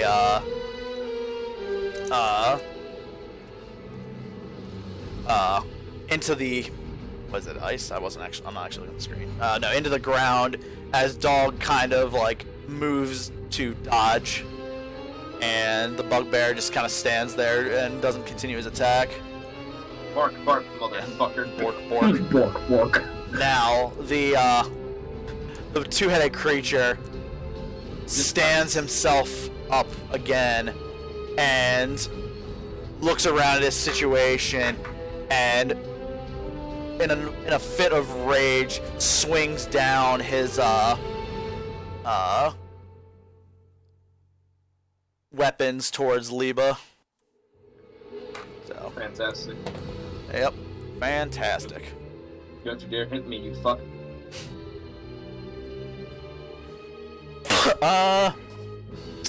16 plus. Stop coughing. Shut I up. need you alive. 23. Jesus. Yeah, that's just above my AC. Oh, Man. gee. Jesus Christ. Wait, don't you have shield? I do, or Hellish Rebuke. Which one should I do? Shield or Hellish Rebuke? Choose now. It's up to you. Your choice is now. Make it. Fuck. Shield, just in case. So shield adds what, like 5? I do Yes. AC. Yeah, so 5 to my AC. the first swing of the enormous battle axe comes down, and in a quick moment you blast up a shield out of your hand, swiping through the air as a streak of blue and I'm gonna say like almost a swirl of blues and reds create a large shield that it bangs off of, but then he swings his large morning star and misses again as Yeah, you. the 5 stays until the end of my next turn. Oh, well, regardless, it still missed. That wasn't even close. He rolled a 6, and his modifiers aren't doing shit for that. So even trying to swing from the side with his morning star, it still bangs off of your shield, and he roars at you in anger. And I flip him now, off. I mean, yeah, sure, doesn't do anything for you other than make you feel good. So now back to It the makes top me of feel the very good. back to top of the round is Liebe. I want to shove him. I kind of want to shove him to see if he'll fall down again, but that's too risky. So I should probably just slap him. Yeah. And by slap you mean just attack him normally? Yeah. Bitch slap the shit out of him. No, I just. One sec. Let me turn off noise. Look at Devil May I mean, Cry. that would be an unarmed strike. strike if he actually. Yeah, you just he just winds up. You just hear. It just slaps him across the face. I mean, No, are you? I'm not gonna do that. Okay, I was gonna say. I mean, if you're gonna do that, it's up to you. We just hear it like this. I love that fucking sound that he does. All right. All right. Wizard. Do we finally want to do it? Yes, I think we do. I think we diddly darn do, don't we, Wizard? Yes, we diddly darn do. Who are you talking to? Are you having an inner monologue or something? What the He's having an internal monologue externally. Is he gonna cast Fireball centered on self? Nope, Is it that I don't have a time? fireball yet, sadly, but what I do have is Tasha's Caustic Brew, so I'm gonna stand over here and cast it. You're So, leaving his both of attack. these fuckers. Yes, Uh. you. So opportunity attack, which I think is only going to be one strike, and there's no way that's going to hit. So, yes, you nimbly, or no. Yeah, you're still in Blade Song. So yes, you nimbly dodge his swing as you move to the putting the bugbear between him and you. So he takes a small piece of a rotten apple out of his component pouch, and he watches the head of a black dragon. The head of a black dragon engulfs his arm as he casts Tasha's Caustic Brew. And it goes. And Bleh. the acid spews over the two of them. I do like to imagine that is a very pathetic. Bleh. It's just a tiny fart of acid. So you're doing that at first level. That first level. Yeah, because I don't have any second level spell slots yet because I wasted mine. So make a dex Wait, save. I thought you had two spell. I thought you had two second Yeah, level I slots. didn't take I couldn't take a short rest. Yeah, we didn't get a short rest because we just entered the cave. FPM is when you can too, Dangus. Okay, well, Roll so a dex save. yes, dex save throw or be covered in acid. So it doesn't take damage if it's It does. no, wait. If it's a, if it's a fail, actually. If it's it just says or it must succeed or be covered in acid. So it doesn't get acid on it if it No, it's a save or suck spell. yeah, it's save or suck. So the bugbear. Give me a second. Bugbear. Natural Is it 20. Nice. I mean, I rolled it literally says yeah on my dice. And Yeah. so the Etten, well, yeah, whatever, fuck it, I said Both it. of them succeed. Both of them succeed, I guess. Back to back, natural 20 and then a natural 1. Oh, I was gonna say if you got another Who got natural the 20. natural No, one? it went from yeah to fuck. I love these fuck. dice. They make me happy. Yeah. Who So, who yes. got the natural one though? The bugbear manages to duck as you fire this line of acid over his head, but the large two-headed creature gets coated in this caustic brew of acid. Yeah. Honestly, So- it would have been sad if you missed a big target like that. Yeah. You covered in that. So yeah, at the start of each of your turns, Yes. you take 2d4 acid damage, and I can still attack after this turn. After I this like it. turn, Yes. I like So- to think he's explaining that to the enemy, like in character. That would be funny. So, okay, you so don't have an acid.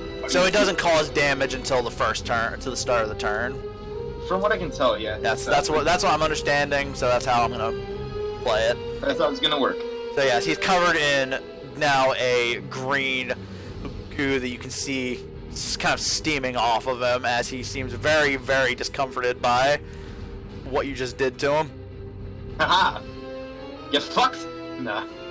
He doesn't say that. Okay, wait. So Is it just me or the ice here looks like two boots? is that's then the end of your turn then, correct? Do I have any? I don't have any bonus actions. Yeah. Alright, so This whole cave to me looks like a spooky jack-o'-lantern.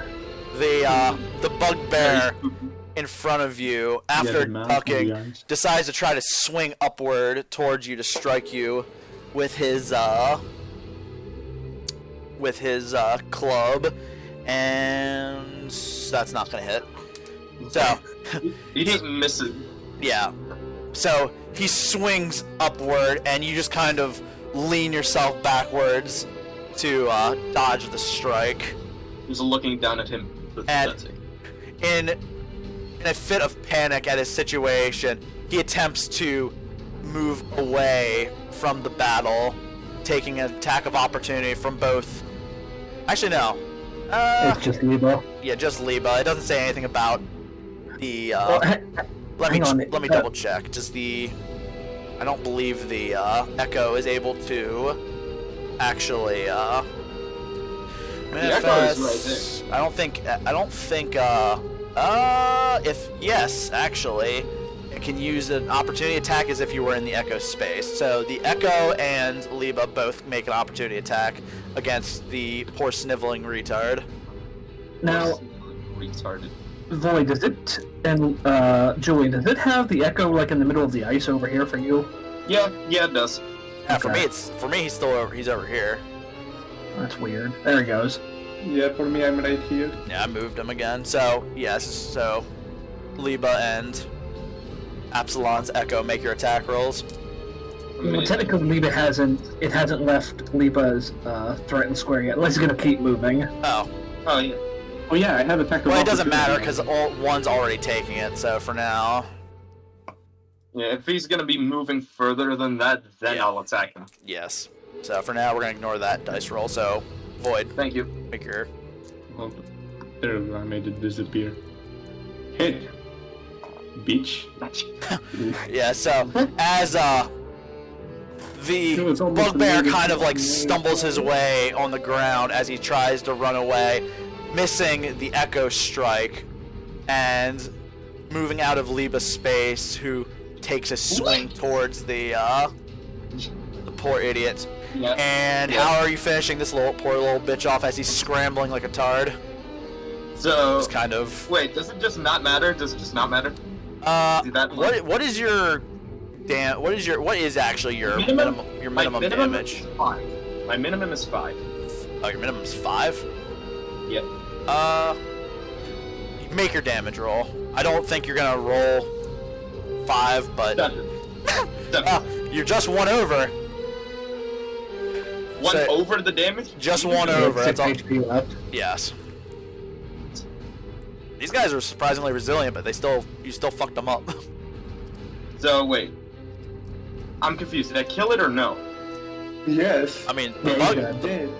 He doesn't. I Yeah. don't think he's worried about the. I don't think Muffin's worried about the bugbear so much as the man. the two-headed monster, Beavis and Butthead. Well, Well, What I was is keeping an eye on him because once he's dead, I'm gonna move my hunter's mark over this lad over here. yeah.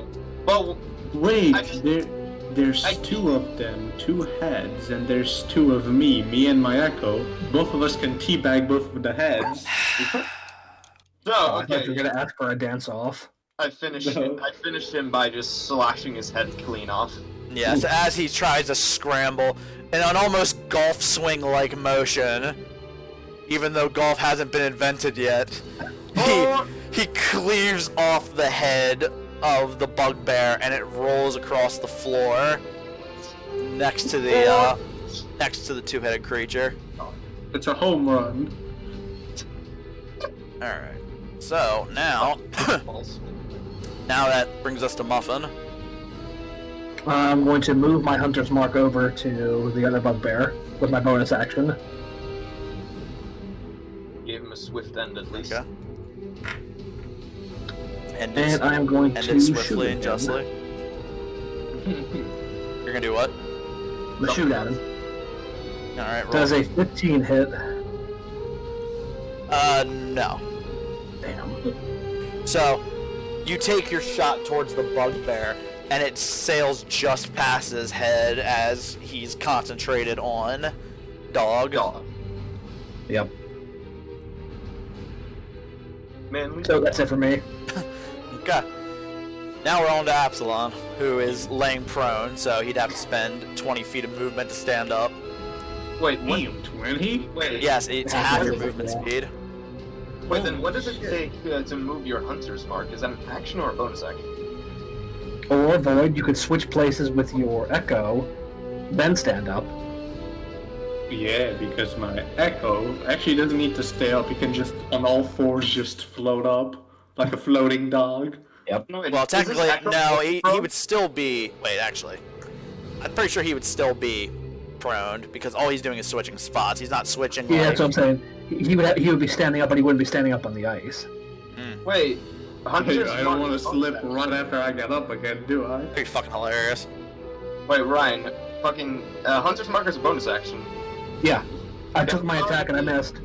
You did already put it on. Yeah, he had I said can about see that. that. Like, that's basically more or less the first thing that happened on that turn. Actually, if I crawl my ass over here with Apsilon, do I still have the chance of tripping on the ice if it's if you're absolutely telling me that you decided to move very carefully to not get yourself hurt, no, you don't. Okay. Because you decided to I be would very, like because to- you I would decided like to to actually get think up. about it and say you wanted to be careful. I would like to get up carefully. Big man. He shimmies Thank himself you. and shimmies himself where? Is this off the ice? Because like a bit of the square has yeah, ice on because it. there's so little within the space. I'd say it's 50% ground there. I'm gonna say yes, you're out of the ice at that particular Right. place. I would like to carefully move my way over here. Okay. Alright, am I safe? Yes, you're safe. Okay, good. Get that But, flank I mean, position. as safe as you can be, but being beside a big two-headed creature that has two weapons. Don't worry. We're perfectly fine. There's 3 idiots taking care of the big creature. I think. There's not much I can do to help Muffin down there. No, I'm fine. Focus on the thingy. Focus on the big-headed thingy. Alright. I would like to move my great twin over here. If you move him over one more and down one more, you'll be flanking. Down? Like this? To No, the right. you one mean more. right here. Yes. Yeah, but it's on top. And you're still technically within He's his, you're still floating. technically within his space, so you're fine. The echo doesn't slip. The Echo won't have to worry about. The way I see it, the Echo should not have to worry about slipping because it is. Oh, it also has immunity to all conditions, so there's no way it could get prone ever. Holy shit, he's immune to cancer and everything. God damn. Yeah, actually, as a matter of You fact. could send him into Chernobyl. So, Yeah. so now what are you doing, Apsilon?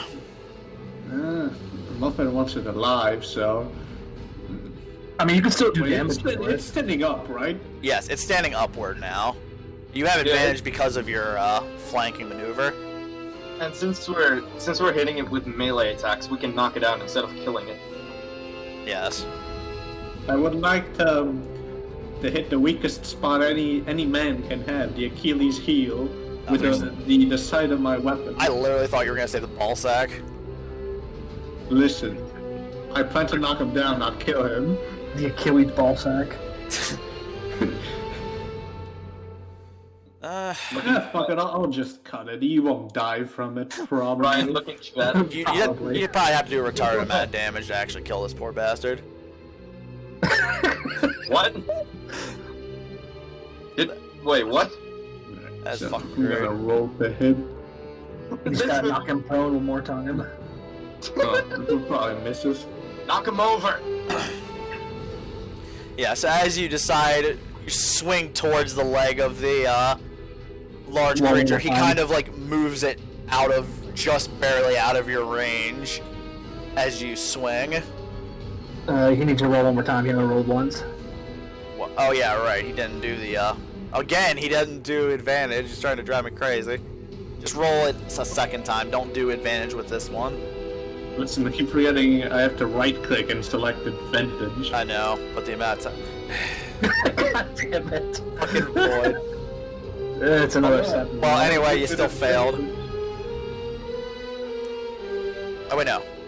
Actually, hold up. I might have made a mistake here. He's made a mistake. Because I was thinking of the bugbear. Oh, okay, yeah. So, yes, you do actually slash across his leg. And roll for damage. Oh, nice. Take this man's knees! The most important part. A nice nasty Take his slap. knees! So, He dies from the Achilles heel. you swing at the leg of the large two-headed creature and cause a nice big gash across his leg, which he Achilles heel. trying to decide if I want to. Does he die or... Oh, no. No, he's not. He's not dying. He's still very healthy. He's just very angry now. But yeah, it's fine. You slash at his heel, but I'm trying to think because really, it's a conflict of interest to roll against my own DC. I would think. No, actually, I'm very. I'm also very. I'm not a lying asshole though either. So, god damn. All right. Yes, you slash him very hard across his Achilles heel, and he drops to his hands and knees. Is he Okay, so now it's that gift, Julian. Yes. You guys are assholes. You're just we're just... Why are you bullying him? Like Captain wanted If you don't him say, why are alive. you bullying me? God. I'll die. bullying this man at this point. Knock it off, ass munch. Listen, this is only painful for him because of Muffin. She wanted him alive.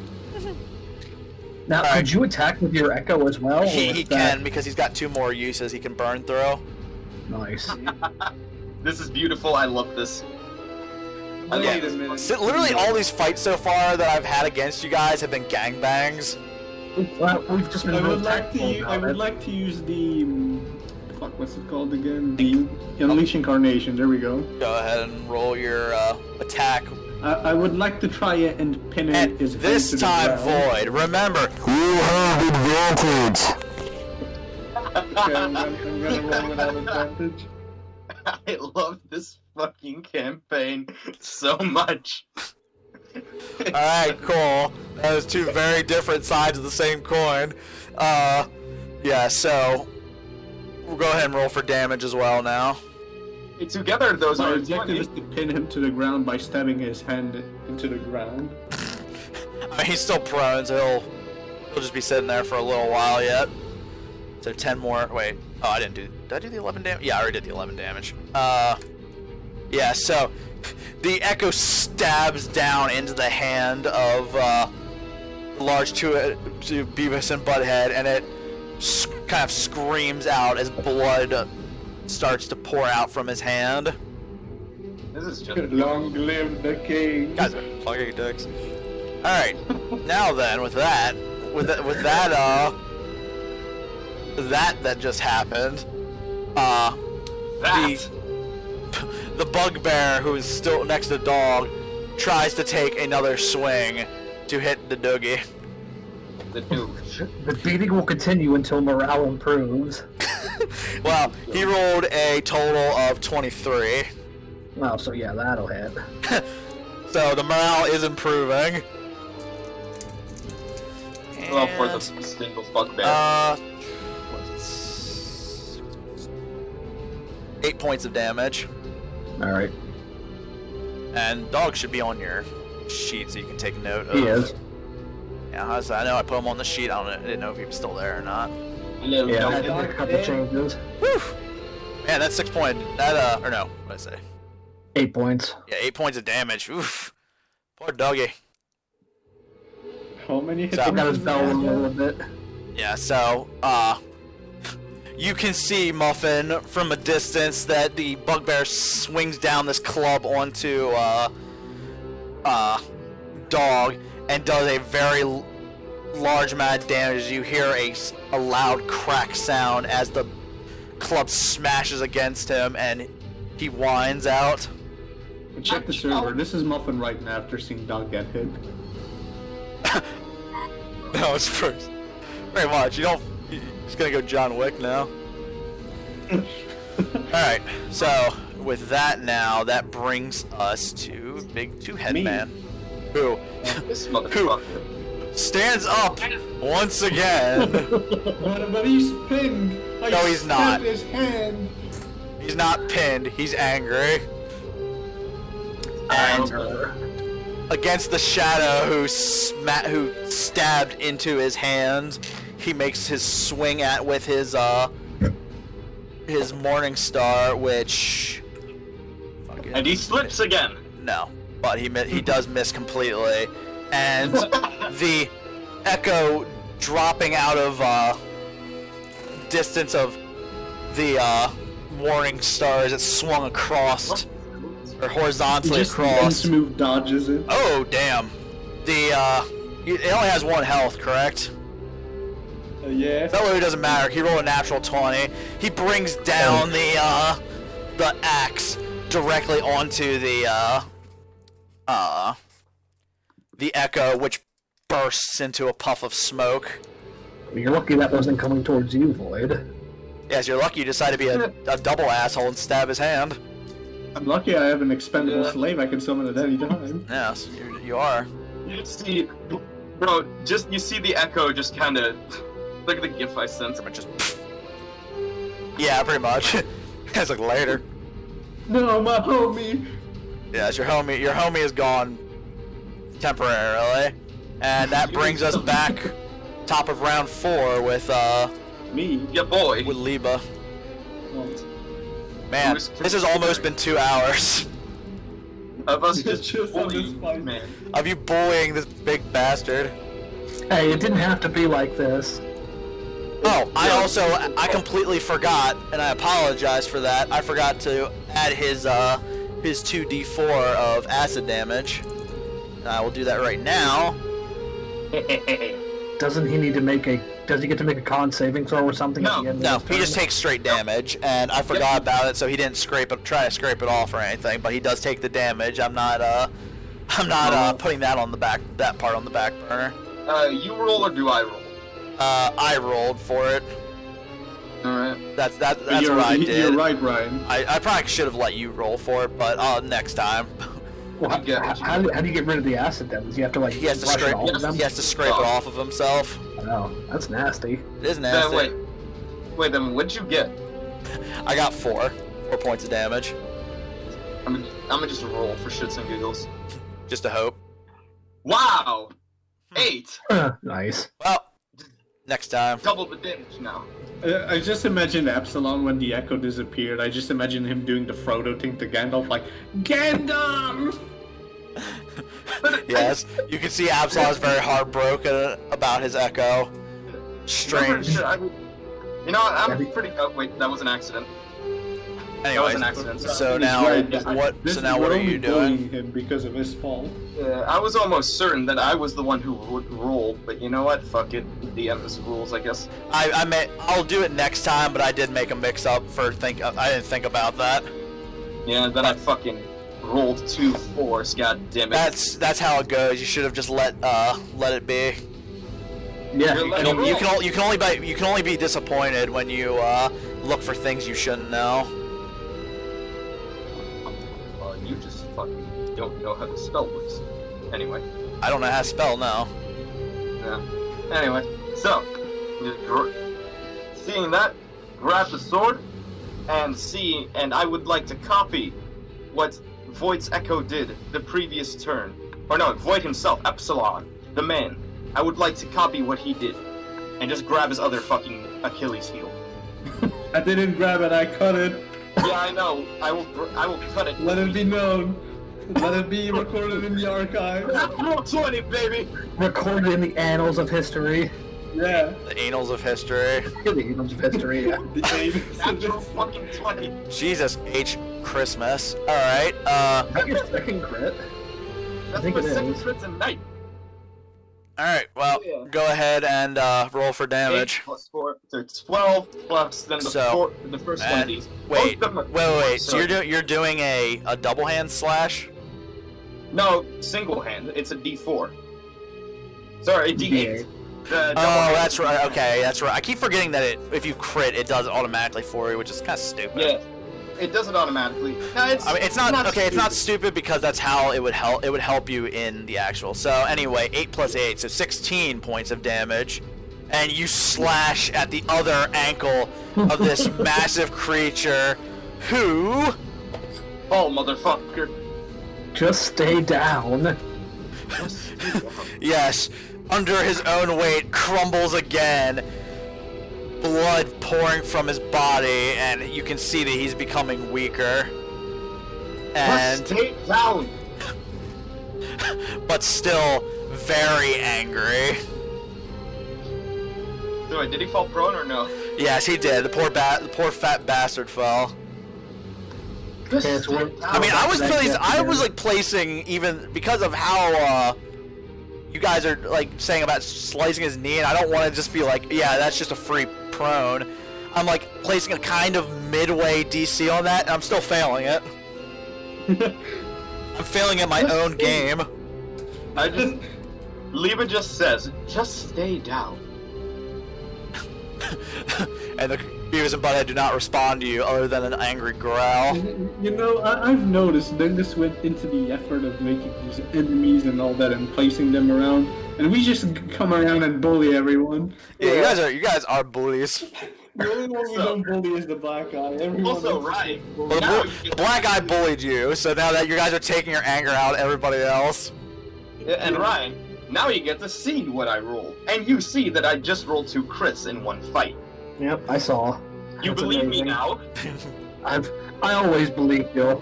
I never Anyway. doubted you for a minute.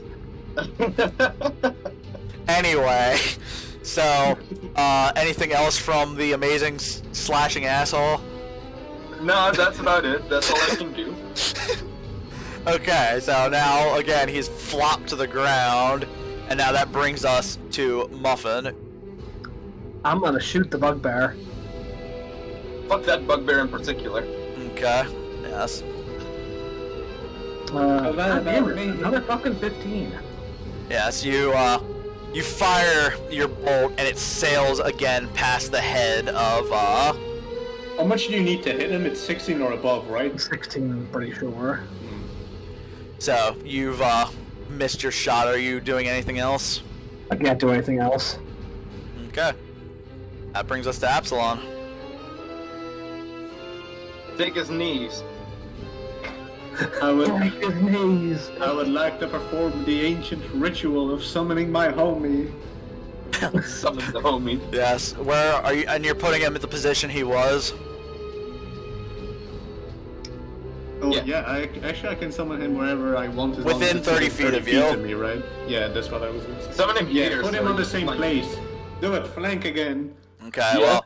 The fact that That's- you can that's- summon him and it doesn't cost a resource is insane. Yeah. I know. It's only the fact That's that okay. it has such a it has a lower AC than him, and it has 1 health is the only thing that makes it like slightly weak, and it can't move 30 feet away from him or it explodes.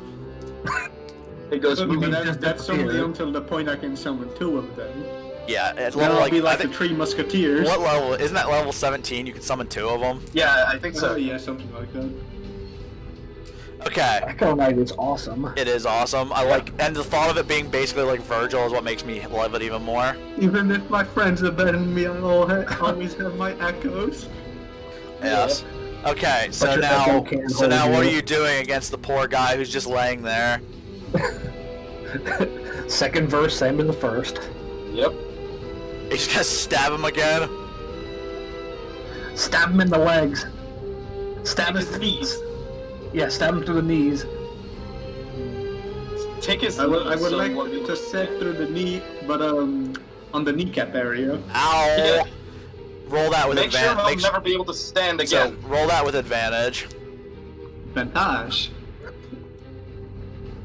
Oh, Turn him into. Man, that sucks. So Yeah. in your It haste, still hits though. Wait. It's a Oh, 12 actually, yeah. It does. My mistake again. I'm looking at the Thank wrong you, Ryan. ACs. You're a savior. Oh, I would have. Well, I yeah. probably would have noticed. I'd be like, "Fuck, I'm an idiot." He has not hit a single one of us yet. No, I don't think he has. Mostly because you had a shield. He would have hit you if you didn't decide to go. Nah, I'm a shield. Fuck you. Listen, like you said, Dangus, this is all happening within seconds, right? Yes, this is all happening within Which seconds. means the guy can barely stay up for 3 Yeah, seconds. he barely gets even a few seconds of standing before you guys are knocking him back down. And stay down. So it is literally a bullying session. So go ahead and roll your damage, Void. I almost feel bad.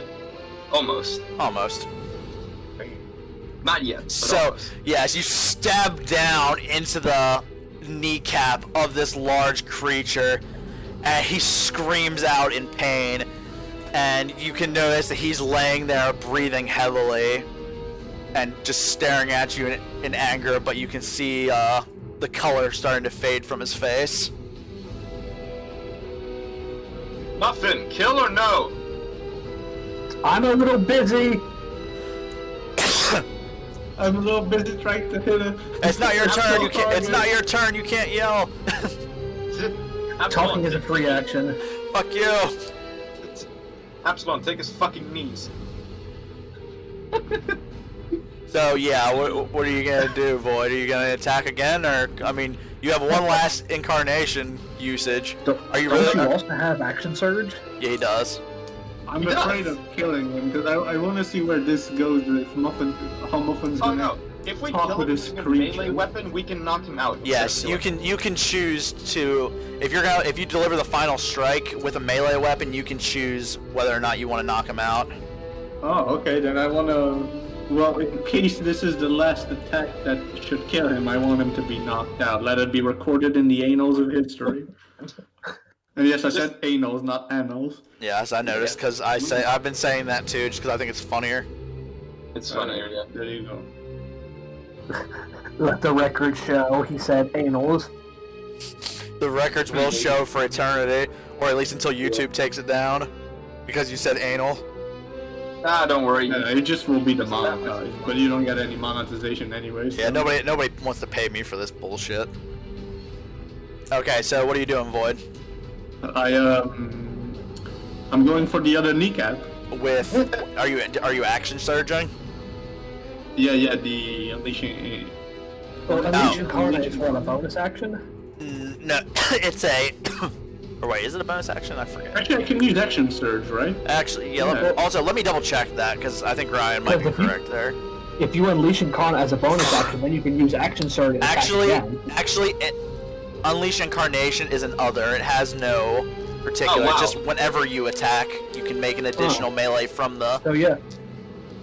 You can Unleash your Incarnate and then do another action surge and then do another Oh attack. shit, okay, then yeah, I'm doing the unleash incarnate. Okay. Then roll Yeah, for we're just- roll for attack. I already rolled for hit with the advantage. When? Right No, just now. Just right now. Oh, yeah, you definitely hit him. So make It really Make your- is just, make your it really damage. is just- Oh. This poor guy. So what? Are you stabbing him in the other kneecap?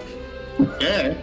Yeah, we're Okay. making sure he I'm making sure this guy doesn't fucking get up. I'm gonna cripple So- this bitch. Now, stabbed through two kneecaps, the large creature screams out in pain again, and you can tell he's just barely holding himself together as he tries to like reach his hand out towards you, but it falls limp because he's becoming unable to move. I love that gif.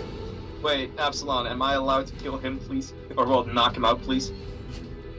You might be. Apsilon has another attack. Oh yeah, that's right. Are you gonna attack? Are you gonna Action act? surge. Yeah, that's why Yes, I I asked would use my action life. surge. All right. Well, Yeah. then one more time. One more time. Hold on. Here we go! Action surge. And the last thing. Tonight, ladies and gentlemen, we are bullying this And poor headed advantage. into submission. Poor son of a bitch. Oh my And god. that's it, fucking Right. night. All right. So roll your damage. Yeah, just put this man out of his misery. Alright, Great. what are you doing to him, Void? Are you knocking him out, or are you killing him? I'm knocking him out. Yes, so as you take the side of your blade, and as large as the blade is, you take it across both heads on the side and smash them in the skull, and you watch them lose consciousness and just lay flat. Blood still pouring from their body, from their wounds, but they lay unconscious, and you can see their chest rising just barely. Again, Can't they bleed to death though? Currently, no. I kind of like to think that Apsilon just kind of looks at Muffin and just gives a thumbs up. I just slightly, you're holding a greatsword with one hand, I just bonk him in the Yeah, you head. basically use it like a Bonk, baseball and then bat. I wave at Muffin. Basically use it like a baseball bat. Alright, well now that brings us back to the other bugbear, who is still alive this whole time, and makes another swing towards Dog. Just imagine all this going down, like Muffin trying to hit a target from afar away, then when she finally kills the bugbear, she looks to the side and everyone else is just dead and unconscious. God forgive me for what I'm about to do. No, don't kill the dog. I go by the dice. 12. I think that is a knockout. Yeah, it is. He's not going for a knockout. Well, he didn't do enough damage to kill it, so he's just dog is unconscious. No, you did. No, you did. He did enough damage to smack him the first time that he took 8 health. He only had 3 left. He just did his second. No. The way death instant The way- death is if it goes over his HP again. As a Beastmaster, it increases his health. He has 18 total hit points, so the first one dropped him down to 10. 18. and Oh, that's this right. Yeah, second for player one- character, or no, isn't a player would a player character controlled creature be considered that it could make death saving throws? That? I would think so. Yeah, you guys keep going. I'll just go into D&D Beyond real quick. Yeah, let's do a little research on that. In the meantime, I have to pound on my balls. 9 plus 2, 11 hit points of damage. I thought you got 12. No, the 12 was for was the attack roll. Oh, that doesn't even hit. Oh, well you didn't. That's what I was rolling the attack first, so 12, so he misses then. So When you said, forgive me for all I'm about to do, I thought you hit a crit, and that's what you were rolling damage for. no, that was for, like I said, the 12 was for the attack. That's why I was asking if that hits. Dog has a higher AC than I do. Okay, well then, He's fine. despite his heavy injury, Dog manages to dodge out of the way of the bugbear, and the bugbear looks over and takes notice to Beavis and Butthead laying there, and attempts to cut his losses, and moves just out of the range of Dog, who makes his opportunity attack. Yep, give me one. Yeah, and here it is. However, according to Mike Merle's feed by Twitter, his advice is simply, yes, they get death Natural saving. 20. What's the lowest your dog can attack for? It's 2d4, so the lowest he can get is 14 damage. Wait, you said lowest is 14? Well, yeah, so, because that's if right, you got a you're also crit, so crit. it's 2d4, so that's 8 damage. He has a modifier of +6. Okay, well, Actually, let me double check that. No, sorry, he has a modifier of +4, so the lowest I can get is 14. that's what you and then- crit, so anyway, it would be 4 points of damage, then plus whatever, so yeah. No, he has 2d4, so Yeah, 2d4, it so it'd becomes be- 4d4. yeah, it'd be- so 2d4s will become 8, and then yeah, 12. okay, then yeah, no, 13, he's 14. definitely, so 14 he's, is the minimum he can do. definitely totally fucked.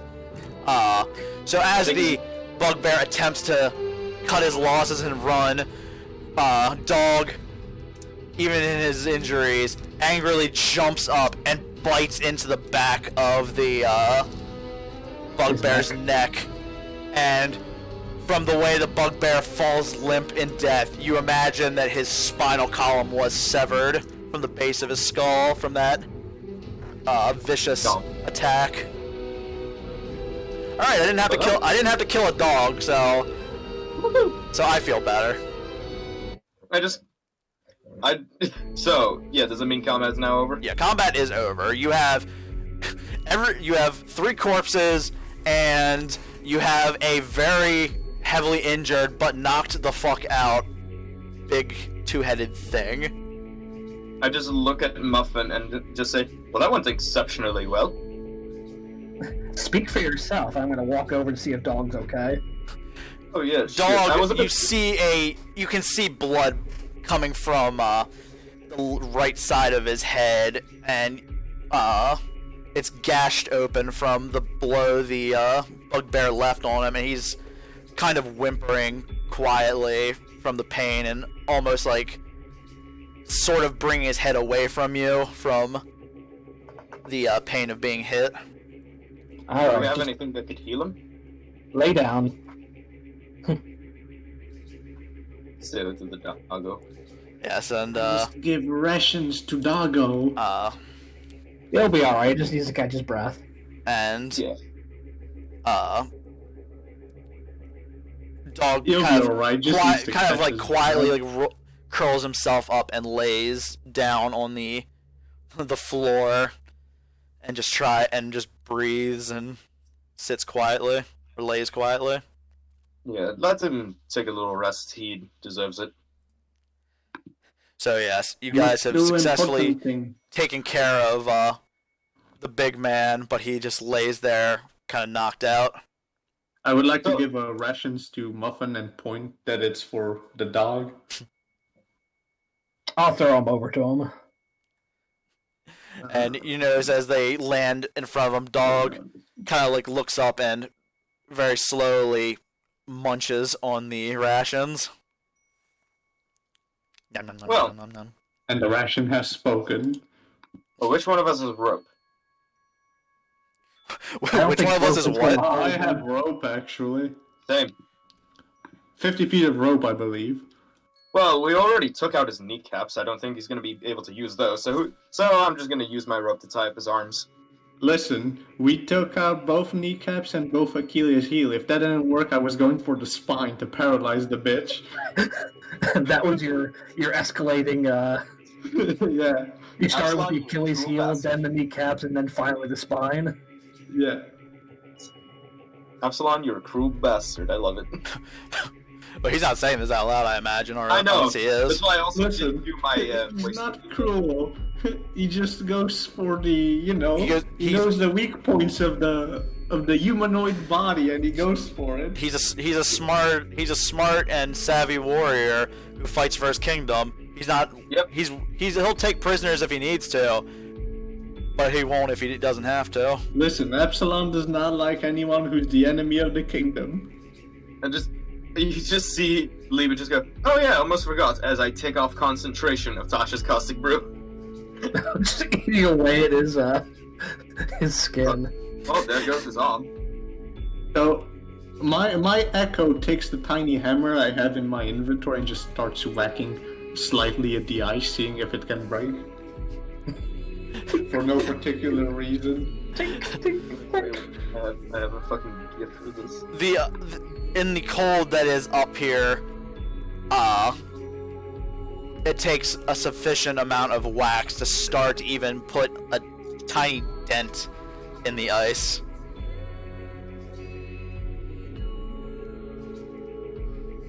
As you sit there smacking away at it. Yeah. So, what should we do now? Should we I'm- carry him back to the village? I mean, I see some crates over there. You do? Yeah, over here. Yes, Oh, yeah, I see him. as Liebe points towards the direction of the chair, you do see 3 small crates that are sat nearby the chair. I'm gonna take a little look-see. As I just kind of just slide across, stop myself, slide again. So, as you dig through the little crates, you find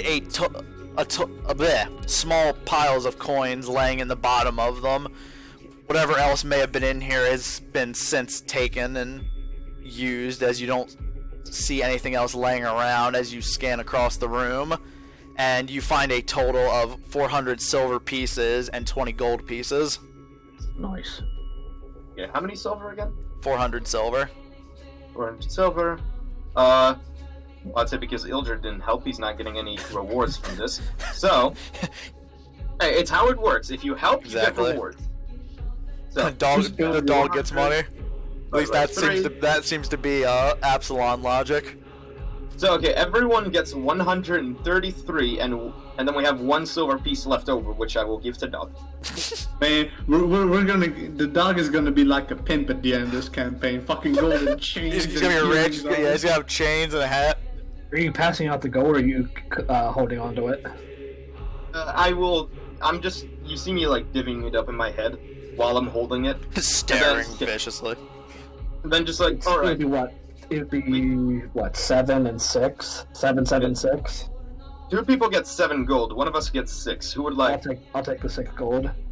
All right, Apsilon, here you go. I give him 7 gold and 133 silver. Yep, I add everything to my. Okay, so Import. 7 gold and 133. 33. Oh, hold on, there was almost Electrum there. Careful now. Yeah, you're How not. do they have fucking Electrum? You don't have fuck you money yet. I mean, we're getting there. 60 gold's a pretty good wage. Yeah, I will. Alright, let me just move my character back. And then, yeah, the 1 gold. Or the 1 silver. Do I give this to Doggo? No, just hold on to it.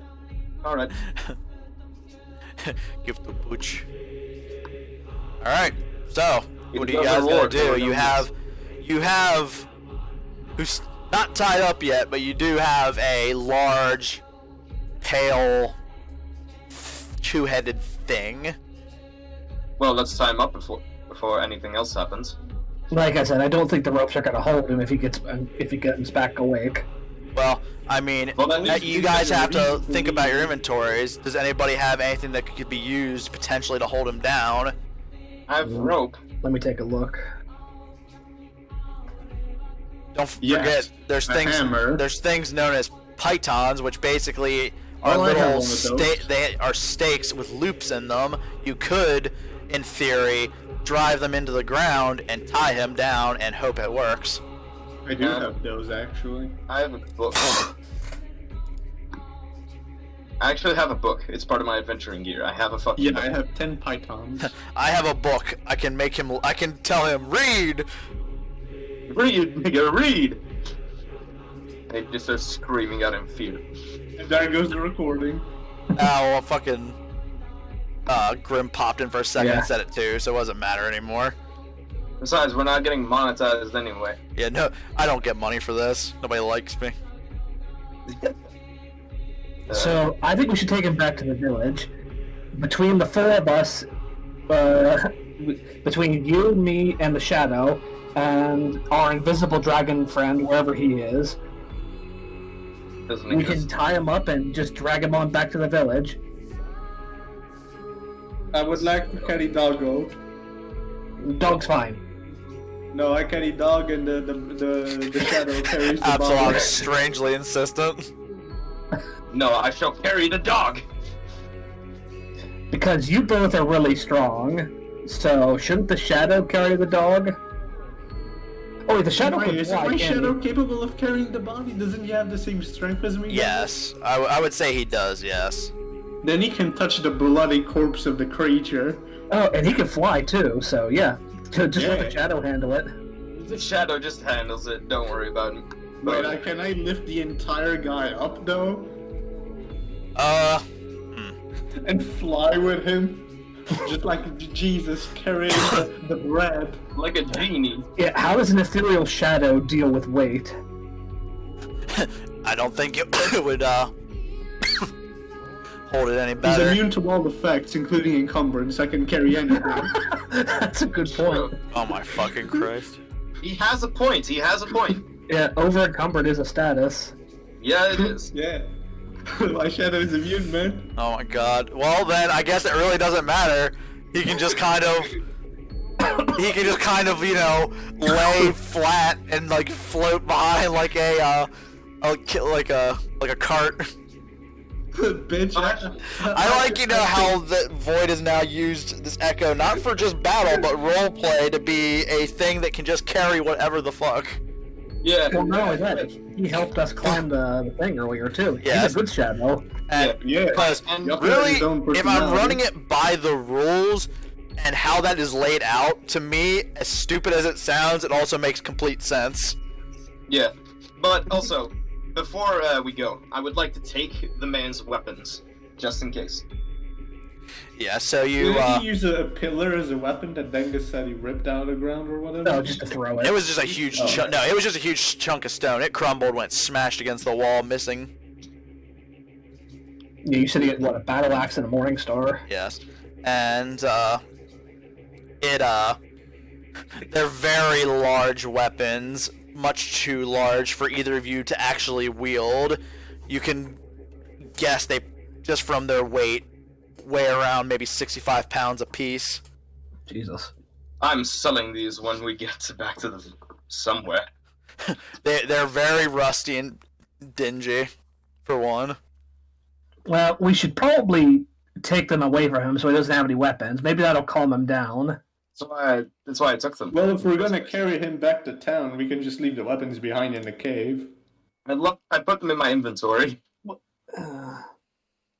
Do you think that the villagers will let him live in the town, or do you think he'll have to come back up here into the mountains? Listen, Muffin has a persuasion. I have 1 in charisma. It makes me laugh to some degree that not a single person has considered what if the black eye has anything to do with this. But if you guys actually thought about it too, I imagine you didn't see any. No, we didn't see any black goo, so... Yeah, but no black tattoos, goo, and you didn't take notice to any You know, black Dangus, eyeballs. What's up? just because you said that, I'm going to inspect that fucking throne. Just because you said that. Well, Listen, Beavis and Butthead aren't malevolent, they're just Stupid. dumb. Yeah, and you guys have had close enough encounters with them. If I was gonna tell you that you noticed there was anything, you would have noticed it. Fair enough. Alright. I'm just saying I think it's funny that nobody out loud has questioned it. Well, I assume that for that exact reason that you would tell us if we noticed anything. Yes. Yeah, exactly. All you noticed was incredible stupidity. Yep. Yeah. And So- the fact that he got absolutely bullied. And he also You beats have him. to And he also beats him. And he remember, beats. He Apsilon- also bullies himself. So you guys are assholes. Yeah. But he's obviously not a party person. We're bullying the bullies. Yeah. So Alright, so let's get headed back to town. Yeah. so what, you're just are you just tying him up and then you're gonna have the Echo float him there? Yep. Yeah. And let's gather up the bugbears we meet outside the cave and lead them all down into the village. Wait, before we do, and then as we pass the crystal. You're doing what now again? It seemed like there were more bugbears outside the cave that we sort of snuck past. I think we should gather them all up and escort them down to the village. Okay, so you guys are now leaving the cave. Liebe wants to investigate the look at the crystal. crystals. Oh yeah, that's what I want to say as we pass the crystal. Liebe, you're smart and you know magic stuff. Can you take a look at this without touching it? Well, that would take me like 10 minutes, but Not necessarily. You can make it's investigation.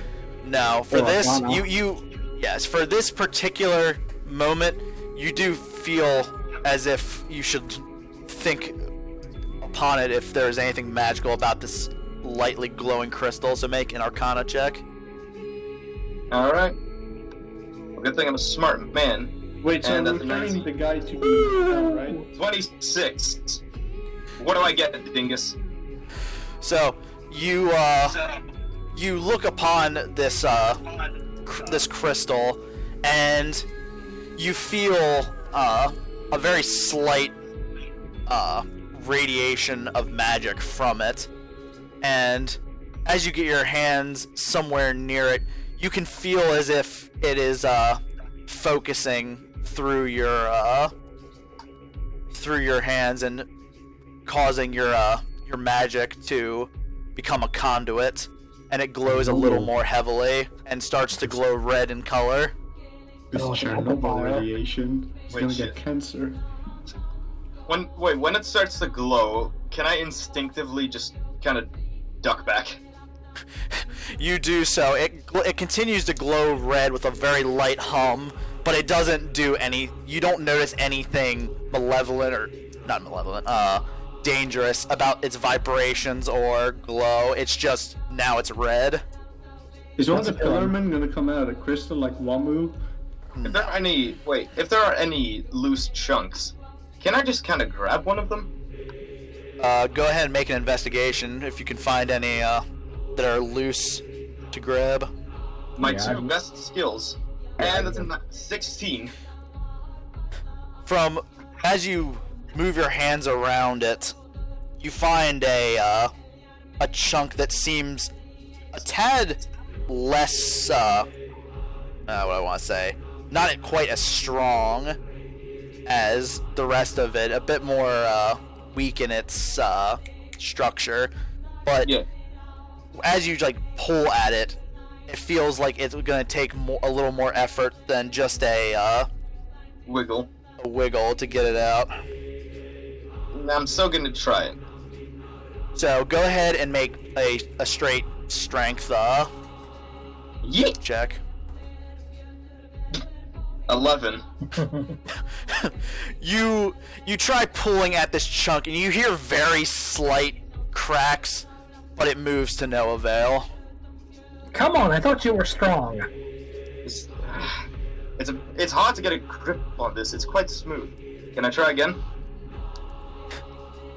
Yeah, I'm gonna pull on his tail as he's pulling on. Well, that is he's attempting to help you. Make another strength check with advantage.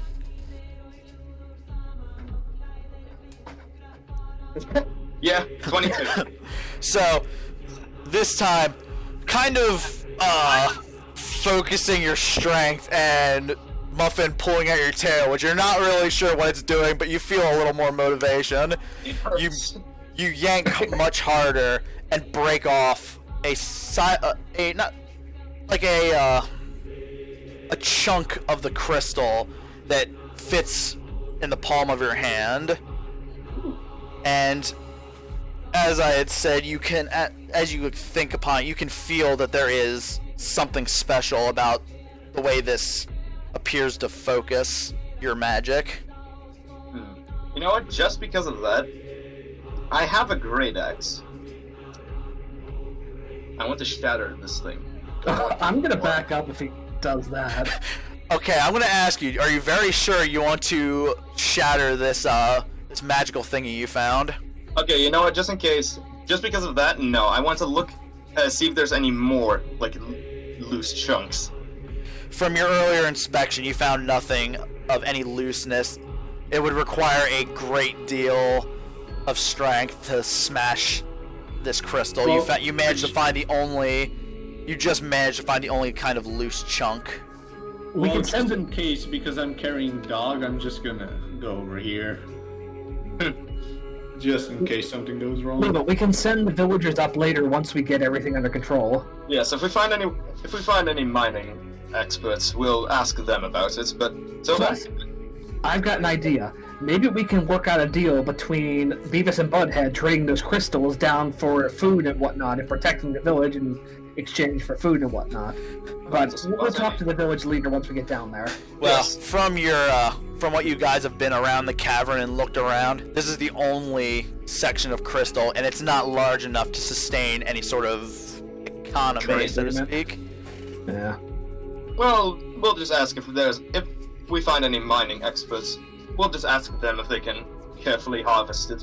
Yeah, Right. good thinking. But yeah, so, Liebe, you have acquired a very special red glowing crystal. So other possessions, Yes. funky red glowy crystal. Yes. So, but yeah, outside of your investigative skills without using magic, you don't know much past this other than it glows red and it appears to be able to focus your spells. I'll figure it out when we take a short rest. Now, it wasn't originally glowing red, right? No, it was originally a light blue hum, but once he like had himself near it, his magic kind of started to focus into it. Okay. He transferred his horniness to it. Yes. It now makes you feel a strange amount of lust as you hold it. Go to horny jail. Yeah. Now he actually, now Yes. he lives up to his namesake. Now Apsilon bonks you. You've gone to horny jail. Okay, so we gotta go outside, we gotta gather up the rest of the bugbears, and then go down to the tavern. Alright.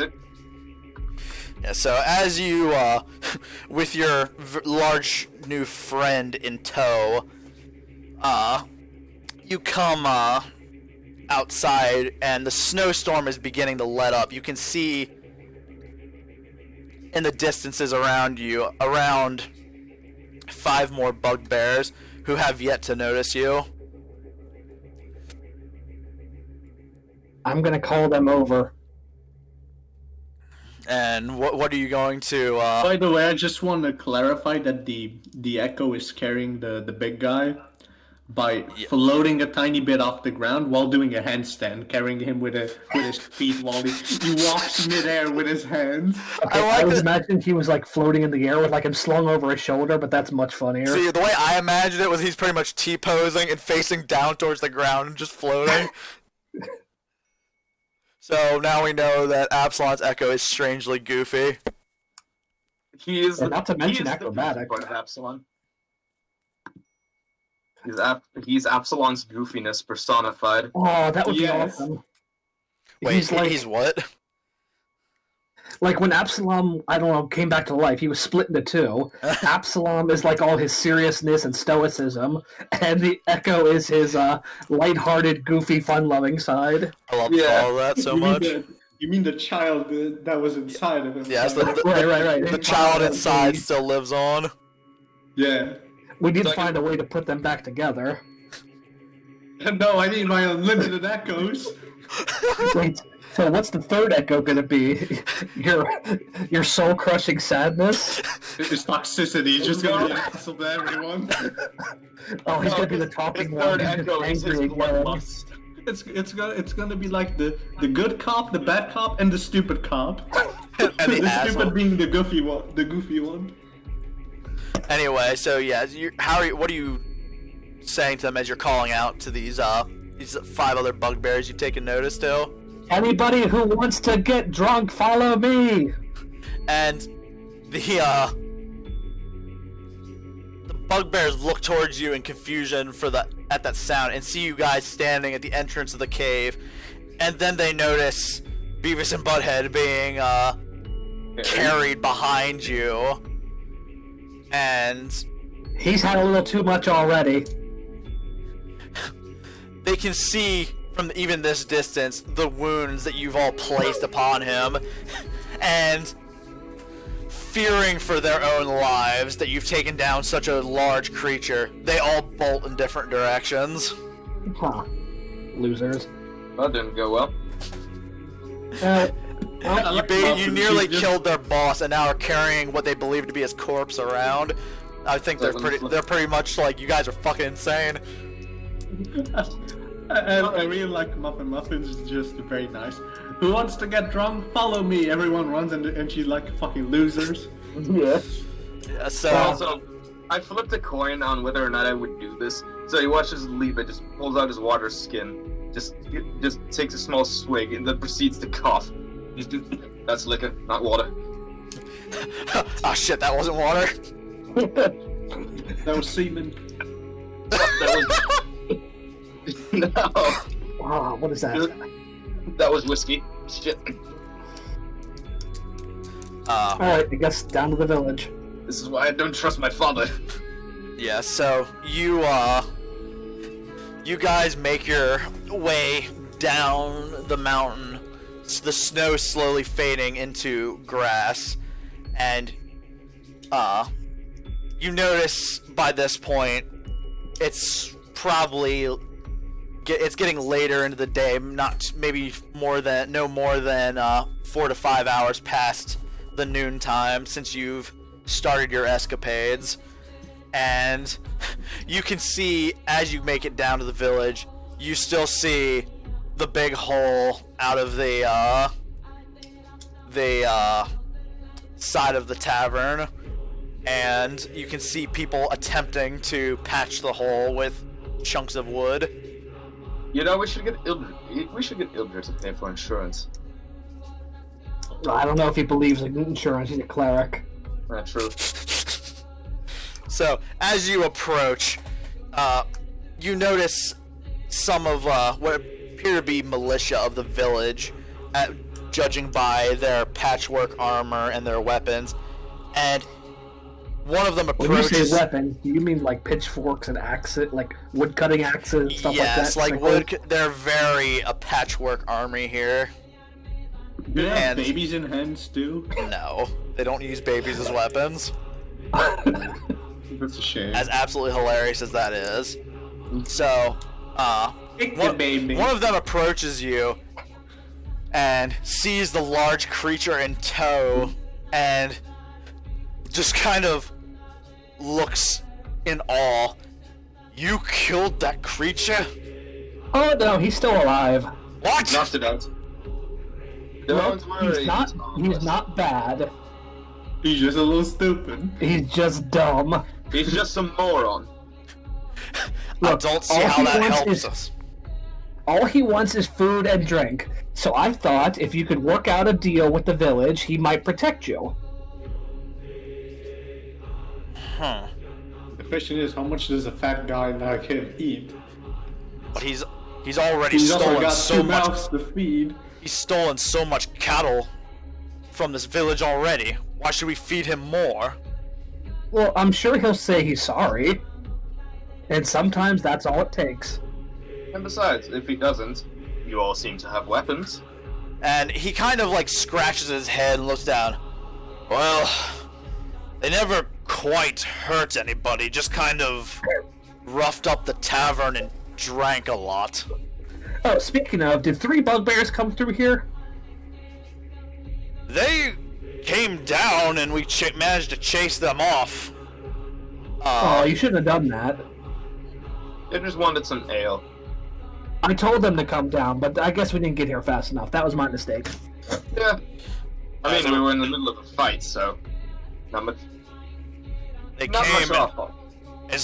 Their numbers were never quite that low, and we decided to chase them off, and they went running more towards the south, back into the woods. I don't know if they thought something was wrong. Maybe they could smell the blood off of this thing. To the south? That's not the direction we came. Nope. Because we went to we came from the west. There's more forest in the south. Yeah. Muffin, could you please We just see cogs start turning on Muffin's head. Yeah, I'm gonna pull out the map and look at it. I would like to look at the map as well. I would like to point out that my I'm glad you have it echo is composed because just- I always forget. I always forget where it is on my computer. Yeah, I I have would, it just, pinned. I would just like to point out that my echo has gone from doing a floating handstand, carrying the creature, to doing a default dance. No, that meme is dead. Yeah, so as you look at the map, you can see that south leads more to a forested coastline, but you don't believe there's all that much out there for you. On the map. Well, what do you say we set this guy up? We'll wake him up. You can gather all the villages around, and we can maybe talk to him. And if he does decide to attack, I have weapons I can provide. I don't think he's going to be in any. I don't think he's in any condition to attack. Yes, but these things are heavy, and I need them off of me. Also, Oh yeah, you took his weapons, right? yes. Yeah, I took the Morning Star and the battle axe, and I have a great axe from one of the fucking orcs. Yes, you have all these heavy weapons that are all in a deteriorated condition that you're just carrying with you. I also have the long sword from the smithy. It's I think still we should in its leave sheath. them with the militiamen, since they don't have any weapons at all. Oh yes, you good sir. You do look quite powerful. How would you like a morning star? The man kind of looks at you in the strange tone of voice you speak to him in. I guess you could say that, yeah. And he looks at this massive weapon you're carrying. Now, how in the hell am I supposed to use that? With two hands. Use both of your hands and you swing it, and then, well, you just pray to the gods that it hits. That thing's nearly the size of me. I don't think two hands are gonna work. I mean, you could give it a shot, he says, holding it casually. You put the weapon into the hands of this man, who kind of falls over and smacks his head off the ground. With the weapon falling to the ground. Did you just kill that man? No. Are you okay? He just stands up, rubbing his face. I think I'll pass. I have a battle axe and a great axe. Which one would you like? Doesn't matter. He's just still rubbing his face. He doesn't seem very thrilled about what had happened to him. Well, they can at least take the metal and blades off of it and put it onto other things. Exactly. You can repurpose the metal. They can make rapper chains. I suppose we can see what we can do. Yes. You just kind of leave those with a audible thud. The large weapons on the ground near him. Yeah, I can take these out of my inventory now. Wait, so did you just give it to them for free? Yeah, fuck it. You're They were a very rusty. bad entrepreneur. No, they were rusty, so I wouldn't have really gotten anything for them. We did kind of destroy their tavern, so I think fair is fair. What do you mean we? It was some weird random guy we don't know yet. I like how he's gonna say some retard. I get the feeling that this is Apsilon actually speaking. He's just mad. What do you mean we destroyed this tavern? I like to imagine that too. It's like Apsilon decides to speak up because he got very angry at the thought that he had nothing to do with it. Yeah. I was thinking maybe your echo could be different manifestations of your personality. So when you want to talk, you manifest like an angry spirit who talks and yells and stuff like that. I mean, he already talked. That's true. earlier. Yeah, He needs to conserve that undead energy by not talking. I see. Yeah. I'm still laughing at that GIF when there's a hacker on your team. He just floats up. Is that actually from whatever? I don't think that happens in Angel Beats. No. Ah, my bottle! Yes. So now, what are you guys doing now that you've left those weapons with the this militiaman? I think we're waiting to see all the villagers gathered around. Yeah, I'm just following the gal with the plan. Yes, by now, noticing this large creature and what's been going on with your party, you see the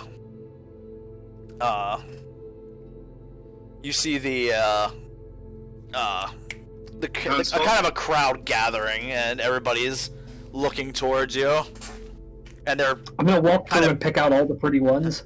they're kind of in horror of the large creature that's there. I just kind of lean towards Muffin and just say, "Am I allowed to talk in my normal voice, or do I need to go?" You know. Don't patronize them, but No. You know. I mean, it's not my usual voice. so I Excuse can't- me, peasant. Excuse me, peasant. yeah, Excuse me, little peasant. I wouldn't necessarily let on where you're from. Alright, so just try to do the other voice. Yeah. I like that Liebe is like so very self-conscious about himself and the way he speaks. Yeah. Because Listen, when you don't know The how to reason talk to someone, you just approach them like a robot. Salutations! the reason is I have a +5 to performance, so if I need to put on like a scene, I have to do my normal voice, because in character he's not good at voice acting. Anyway, so what are you guys doing? I'm going through the crowd and picking out all the pretty ones. All the pretty men, all the pretty women. All of them.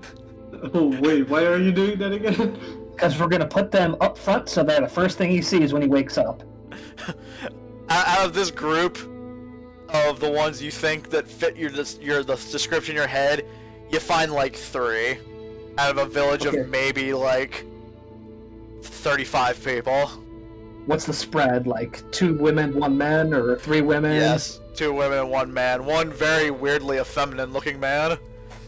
He might. Confusingly effeminate. Bolton! Not that confusingly effeminate. Okay, so you're gonna stand right here. So you're gonna be the first thing when he wakes up. And if you could get like bandages and start bandaging him, and like start making like I don't know, like cutesy sounds, like ooh woo woo. The villagers look. These 3 particular villagers look at you in confusion and slight disgust that you want them to do these things to this large creature that reeks of decay and filth and probably is potentially nearly shit himself on the ride down. Actually, speaking of filth, prestidigitation. Oh. Go clean him right up. I'm just Yes. petting So Dango. while describing this plan, Liebe sits there and kind of doing his magical thing, cleans up the. No, I will do what I did in real life when I said I'm casting that spell. He just snaps his fingers into finger guns and points at the fucking creature, and he just Bang, bang, bang. I love you, kitchen gun! And I love you too, random citizen. No, that was from this thing. It's like, bang, bang, bang, and the dirt is gone! gun proceeds to kiss the fucking gun. I fucking love that damn thing. It's So only yes, gun- you clean up the large you clean up Beavis and Butthead, who now smell slightly less terrible and Now, are no don't make longer those- filth covered. Don't make those faces. He's very nice once you get to know him. He's just a bit antisocial, is all. They decide to go along with whatever you're planning because you took the time to take out this creature and decide to see where this is going. So yes, they bandage him up and try to, in quotes, take care of him best they can while he's still unconscious. Okay, I'm gonna wake him up. Now, rub your bodies all on him and everything. What's And while this is going on, Apsilon's just watching while petting dog, and his echo is in the background, just changing the sign, the writing on the tavern sign to "Yummy Potato" like Muffin wanted it. Yeah. Yes, nobody's noticing this because Nobody noticed the echo float up to the side. no, Just they are focusing on what's going on right now with this whole giant creature situation, while the echo is silently floating there, scribbling on the sign. Listen, the echo is the child inside of Apsilon. There's no controlling him. I think this is my favorite session so far. Yes, you guys have dealt with literally an idiot.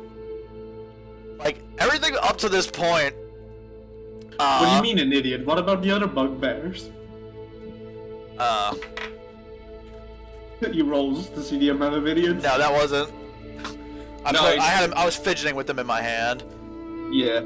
But, okay, but anyway, yes. What the fuck was happening? Okay, so yeah, Yummy Potato, that whole nonsense is happening. They're taking care of the big man, and what else is happening? As I Okay. walk. Wait. When I wake him up, want everybody to show surprise and give him presents. Everybody just kind of looks around. They have nothing in their hands. Just give him whatever, it doesn't matter. Muffin, wait. Go a bit away because I remember your reaction of this last time. I figured out how to control it a little bit. So, I'm going to cock my head to the side. okay. I'm not going to tell you why I can do this, but trust me on this one, alright? It'll help. I'm gonna wake up with a bear trap next to their head again. No. That's why I told them to Okay. back the fuck up. Okay, I'm gonna go like behind Beavis and Butthead and like slap both of their heads to wake them up. You watch as from Liebe makes a little symbol in the air, and you watch just with his hand, like because he wants to. Because And as you watch, a small puff. a fart cloud comes out of his ass. No, you watch a small puff of this strange, almost pinkish smoke come out of his hand, which goes towards his face and then dissipates. It's like, don't worry. As Beavis and Butthead wake up, and very groggy and still injured from their fights, they take notice of the bandages, and then take notice to what they perceive to at least be 3 women. And you hear, "It's a trap!" and you hear, "Hey, baby." Surprise! Surprise! Happy birthday! Dangus knows how to please everyone here in the party. I'm currently happy. And he kind of looks around in a slight bit of fear. What the hell?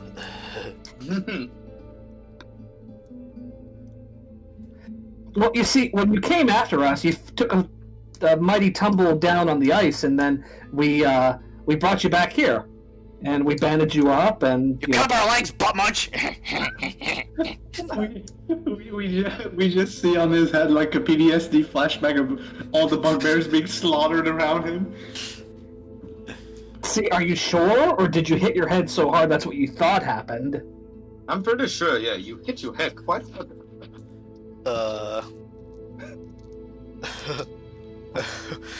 He doesn't really respond other than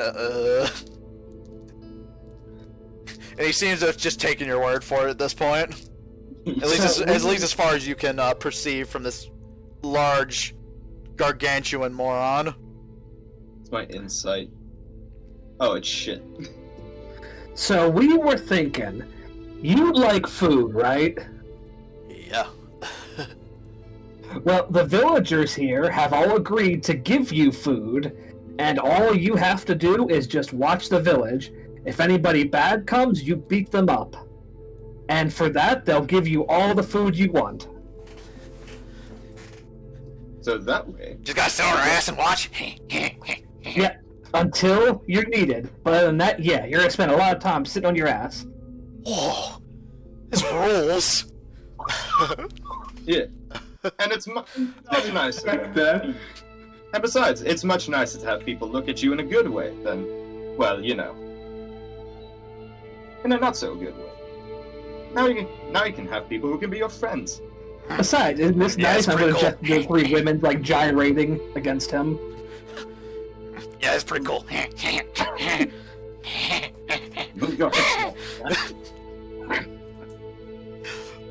So we have a deal. Yeah, I guess. I'm gonna look over to who would be the leader of the village. The man you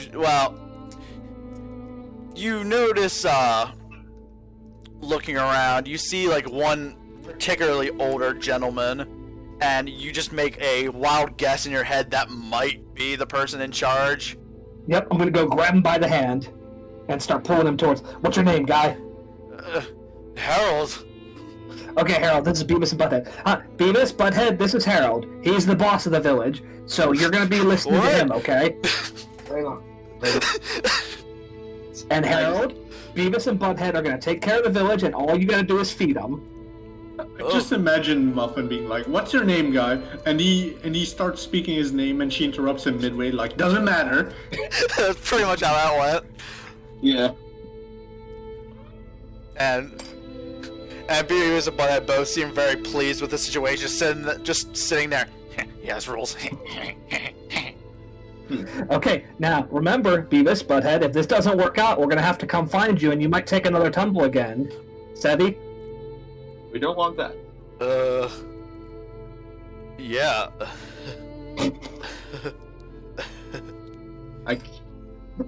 Okay, you know what? I'm just gonna do what I I almost always do choked when on what I was eating after hearing that. I think it's yeah, my yes. favorite So- NPC of all You will time. have to take another tumble again. Wait, you said your favorite one of all time, Ryan? NPC of all time. Yes. He's So got so much personality. Wait, yes. Dangus, So you- what? I want to do something. So heads, you choose heads or tails for which one I do it, which one I don't do it. Let's go heads for the two-headed man.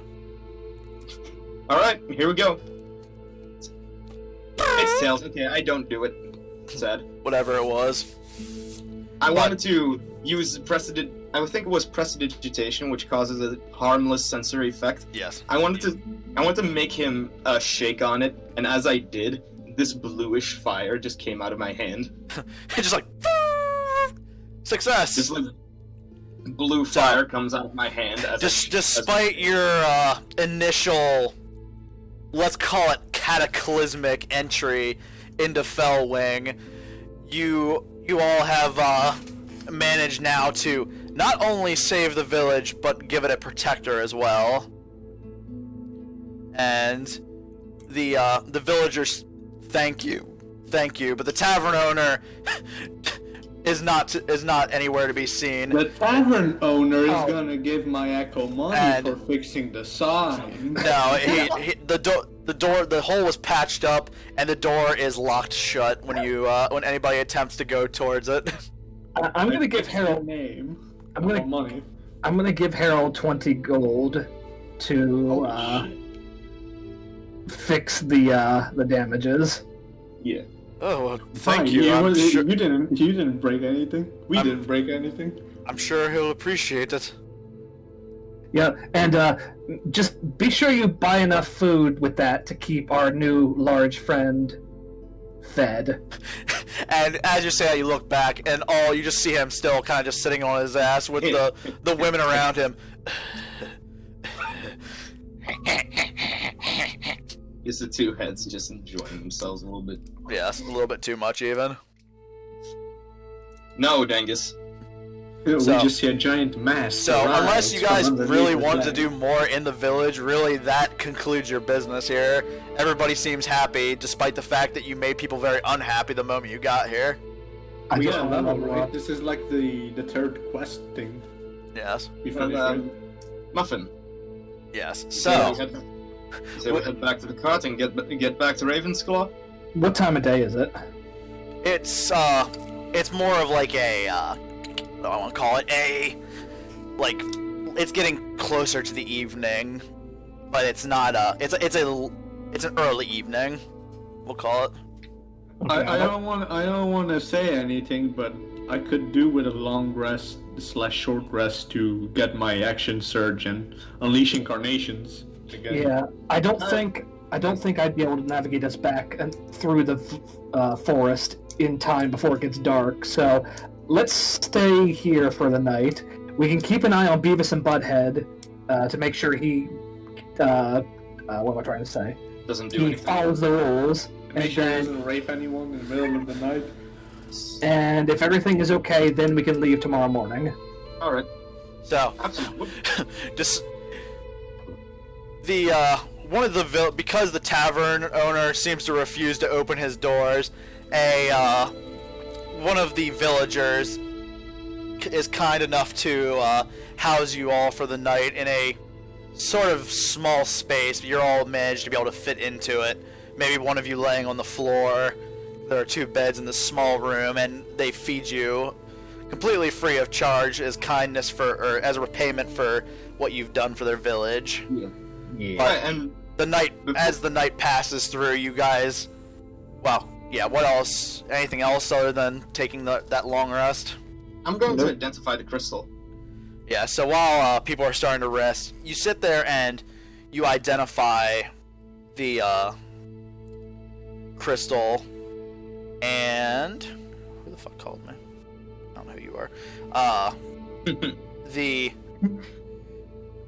You realize this magical crystal to be a much more special crystal than you had originally anticipated, and you realize that if you press it to your weapon for at least 10 minutes, you may be able to use your own weapon as a focus for your spells. Ooh! Oh yeah, Dangus, remember? You can add Ruby of the War Mage. You remember when I said I wanted, if I could sleep like the bats with my... Yes, my the echo, sure, can be standing there the whole time. I was going to say, well, fuck you for being an asshole, because my echo's going to do that now. I mean, yeah, He's sure. going to sleep floating with his feet on the ceiling. So, other than that, you guys are going to both sleep through the night and keep watch on your big stupid friend? Yeah, I'm going to keep an eye on him. Yeah, so... Sneakily. I'm gonna make him think like we left the village. Yeah. Ruby of the War Mage. But, well, he is stupid. You do have to also attune to it then, so I imagine you're potentially That's doing just so. a long rest. Attunement? It's an attunement. Requires attunement by a spellcaster. Can I click long rest already? And it's basically all it does is allow you to use a simple or martial weapon as a spellcasting focus. Yes, Yeah, but it's entirely.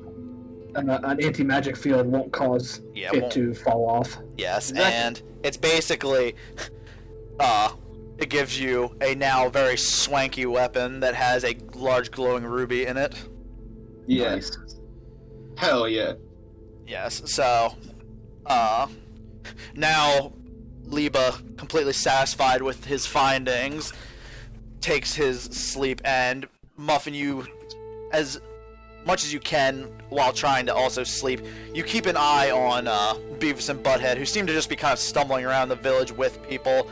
They give him 2 large casks of what you assume to be alcohol as he downs them, and just kind of walks around the village, just kind of looking around, and nothing... Yeah, oh, go ahead. No, I was gonna say, I'll follow him until he falls asleep. yes, he just kind of wanders around until he finds like a little area and just decides to sleep there, more or less against a tree. Wait, if by now, But otherwise, it's a very uneventful evening. if by the time the Muffin returns, would I be asleep already, or would I be awake? I'm gonna assume you decided to just say fuck it and sleep, unless you wanted to actually stay up because you were curious. Yeah, because I was gonna say, if I were awake, like, until the time that Muffin came home, I wanted to do some, like, funky roleplay bullshit. But yeah, Well, so I think we're getting ready to finish the session for the evening, right? Yeah, we're on 3 hours, so unless you guys want to continue, that's up to you. I don't know if you can continue, Ryan. I know you were. Oh, I don't go to work until like 11 or midnight tonight, so I can This keep seems going like a until nice whenever. spot to end it, though. I would love to keep going. I mean, get to see I am entirely okay with you guys because now at this Because- point, your Because time long is rests are your very time. good to stop the campaign, the session, I mean. At this point, your time is going to be going back to Ravensclaw, and based on what Julian is Liebe is going to do, you guys will have 3 days of free time to have your characters do things, whatever it is you wish. Oh yeah, that was a good point when you said, Ryan, that it's a good thing you didn't hit me. You hit my echo back when we were fighting him, because I was still 23 HP from when a certain someone used a thunderbolt on me and Julian. The asshole. Yeah, it would have done a large amount of damage. It would have potentially knocked you out, and that fight could have went way different. Yes. So, so like I said, so also go ahead and give yourselves your next level as well. Yay! You are now level 4. Congratulations. Woohoo! It only took 9 sessions. Fuck yeah! I get second level spells now. Yeah. So while you guys are doing that, is that all you want to do for the night? You're going to sleep at this point, or are you doing anything else, Liebe? You said about funky bullshit. Yeah, if I were awake by the time that she came back, then yeah. I mean, that's for you to decide. You're pretty much deciding when you decide to finally fall asleep. Ooh, I get an for level 4 I get an ability score improvement or a feat. Where is it? Wait, what are feats again? Feats are the things like your mobile that gave you more stuff. I would suggest look through them and see if there's any you like. Otherwise, you could increase like your constitution or even your strength to do more damage. Do you have an odd number for any of your ability scores? He Like does. 17? Yeah, he does. He has a 17. And then you should probably... Is that your strength? That's that 17? Yes. Yeah. You should probably get that to 18. Gotcha. So what do Heavy Armor Master and the Great Weapon Master do? If you go down to the bottom of your thing that says Manage Feats, you can actually look at them, and when you click on them, it'll tell you, like, Heavy Armor Master increases your strength by 1, and while wearing heavy armor, bludgeoning, piercing, and slashing damage is reduced by 3 if it's non-magical attack. Dang. And what was Then the other? give me the, What was give the me other thing you said? The Great Weapon Master. Great Weapon Master does on your turn when you score a critical with a melee weapon or reduced to 0, you can make one melee attack as a bonus action. And before you make a melee attack with a heavy weapon you're proficient with, you can choose to take a -5 penalty on the attack roll, and if it does hit, you add +10 to the attack damage. And since you do some funky flanking shenanigans, that would actually be really good, because most of the time you attack with advantage. Yeah, so then you basically, even that -5, like if you happen to roll a 20, that -5 ain't gonna mean shit for that, because it's a critical. So I would, like I said, I would think about that. And now, Julian, you were, I think you were asking me something or about to say something. Nah, I figured it out. So, Okay. Ryan, what you were saying about getting it to an even number, right? From 7 to 18. Yeah, because if you get to 18, you'll get another modifier. But if you take that feat, if you're only getting 1 point, if you take that feat for heavy armor, you'll get a +1 strength. But that's all. Other than giving 3 less damage from non-magical melee attacks, that's all it does. I now have 3 third-level So spells. I take less 3 damage from non-magic attacks? Yes, from non-magical melee Yeah. attacks. So yeah, That's very good if I arrows. take So less yeah, three arrows damage. too. So 3 less Yeah. damage. Because That's all those it 3 is. points of damage can make the difference. They can. Yes. Yeah, it adds up. So, like I said, entirely up to you. Nah, I can't learn any new cantrips. It's either defense or attack. Yes. So, But like I said, Great Weapon Master is a very, +10 damage on an attack is a huge amount of damage. It's especially more useful on my character because the Echo Knight can flank with the echoes. yes. I don't know if Dangus will allow your Echo to use Great No, Weapon Master. but- well, actually no, because he can make an attack from it. I'm gonna say because of how that works, that yes, he can benefit from it because he's making an attack as if he was in that position. So he's using his own skills regardless. So yeah, you could be doing 20 plus damage, 20 base damage every turn if you use the Incarna. Okay. So yeah. I get to exchange one of my cantrips, so fuck Swordburst, I have Toll the Dead now. I thought the Great Weapon Master is only restricted to great swords too, right? Heavy weapons, which a great sword is. Oh. Alright, so as I said, is there anything you guys want to do before your characters? You just use the long rest? Or Nope, I'm good. Nope, we going to sleep. Wait, Okay. we're Great So, Weapon yeah, Master. Okay, I'm gonna get that one. yeah, so everybody hit long rest on your character sheets then. Already done. The man. Yeah, Thank you. my boys. My boys. Now the Grimm boy. and now Grimm is here. Yep. Hello. Yo. I'm surprised you guys are still going.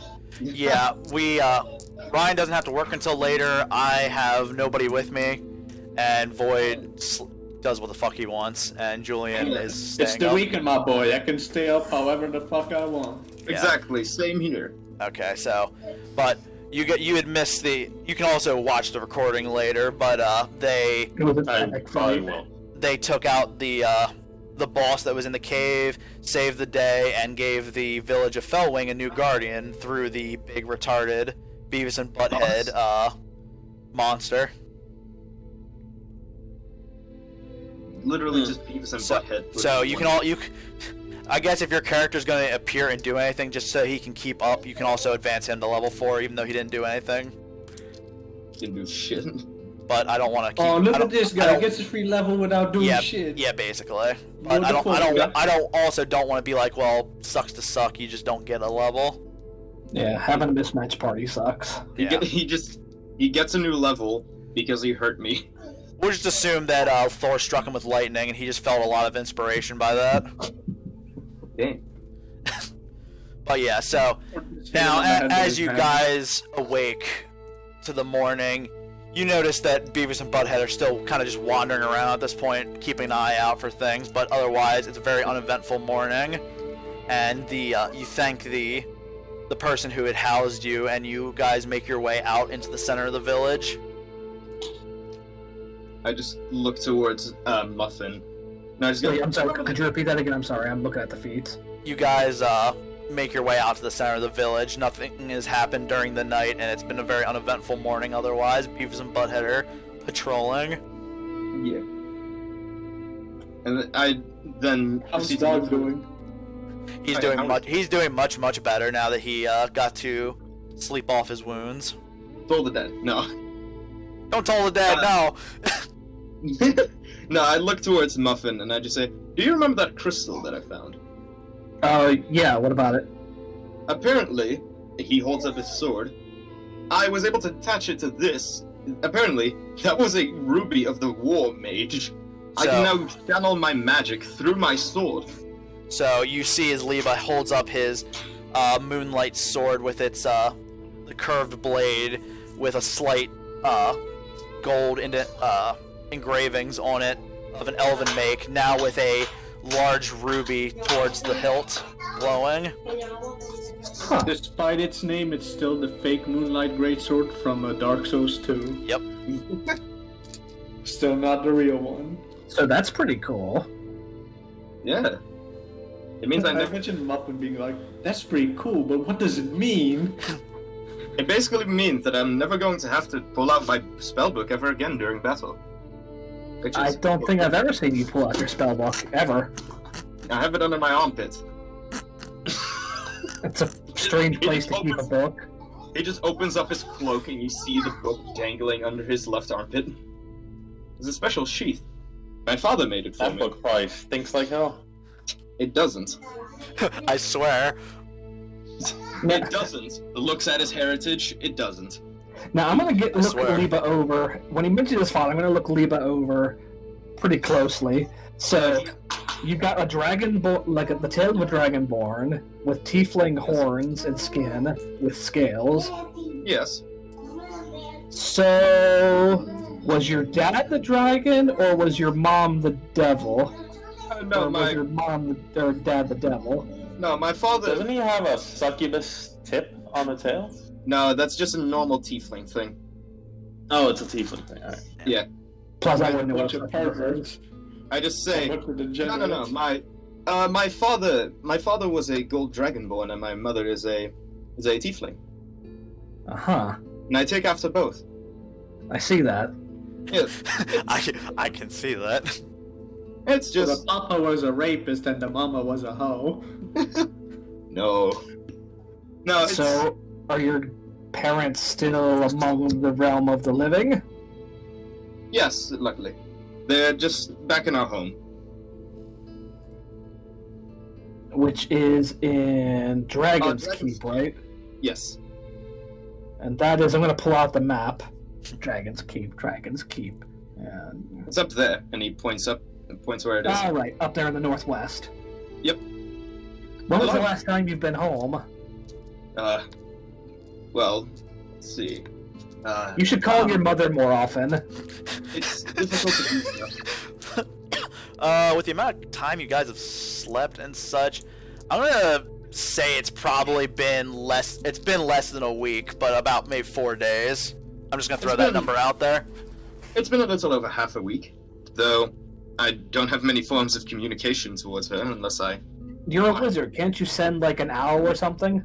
Well, I don't have an owl, and Only we still had wolf. actually, wait. You say that, Lucy. The cat appears. I don't know that the cat can travel 40 to 50 miles. I think it can travel however fucking far it wants. It's a cat. I know, but it's a familiar. Hmm. I don't know if that has a range He's on not it. very familiar with those long distances. I'm looking at it right now, though. Any distance. The rules only limit communication. Yeah, I'm not actually seeing anything about a distance, but whatever I want to fucking call it. Yeah. There's no It's just- restriction on distance. Yeah, it's just like the telepathic communication. Yeah, that's the only thing that has a distance. Otherwise, it just kind of does its own thing. Yeah, I just say. So I say to Lucy, when we get to the carriage, I will, just so this is easier for you, I will turn you temporarily into an owl, so that you will be capable of flying over there. I'll point you in the general direction, and when you do get to a very large mountain with a village at the base, ask for a woman named... Oh wait, you can't ask. Search for a woman. Just search for a red tiefling woman with horns much like mine. Meow for a tiefling woman. And I will give you a letter for you to deliver to her. So in the meantime, you're doing your little thing and With my cat. basically changing the form of the cat now into an owl. I'll turn him into a Kuhoot from Monster on the Rise. I don't know what that is, Basically but an owl. yeah. It's Basically an owl. it's just an owl. But But it looks funky. But yeah, so I'm just gonna say for the sake of the brevity of it, and because again, I don't know what to think of. I don't know if you guys have anything to use. Oh no, you could. Oh no, he's not. We're just gonna assume he's not around yet because he hasn't just popped up, unless the Ildrad has come wandering into the village. My echo is tapping Muffin on the shoulder. Wait. What should I call you? I'm gonna look up at the echo. My Absilon. echo waves saying it's not important and just points at the yummy potato sign. I'm gonna look up at the sign. He did it. You see her eyes get real big. She turns and gives him a smile and 2 thumbs up. The echo gives a thumbs up back. But so Grimm, you are good for indulging in the roleplay and such. Yes.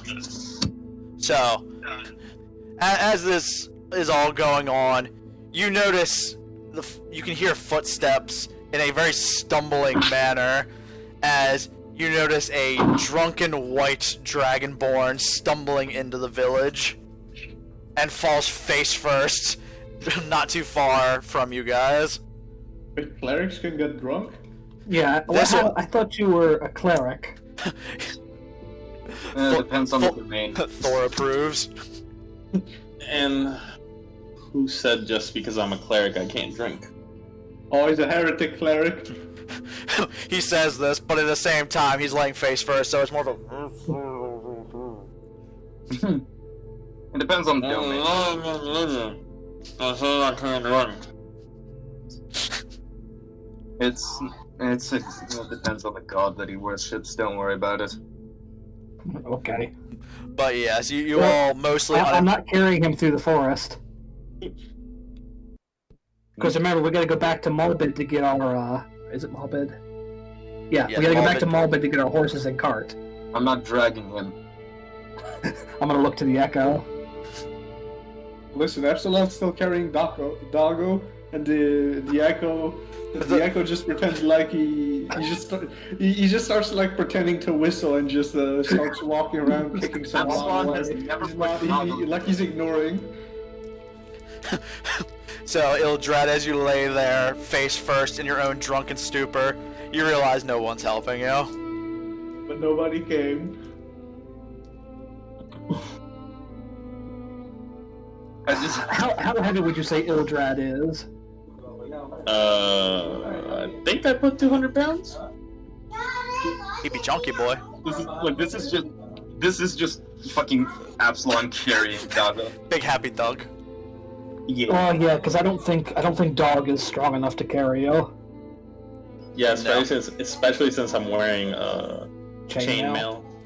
Alright, I'm gonna just pause for a moment so I can go to the bathroom. You guys can plan as to what you're gonna do next. And he has 8 intelligence.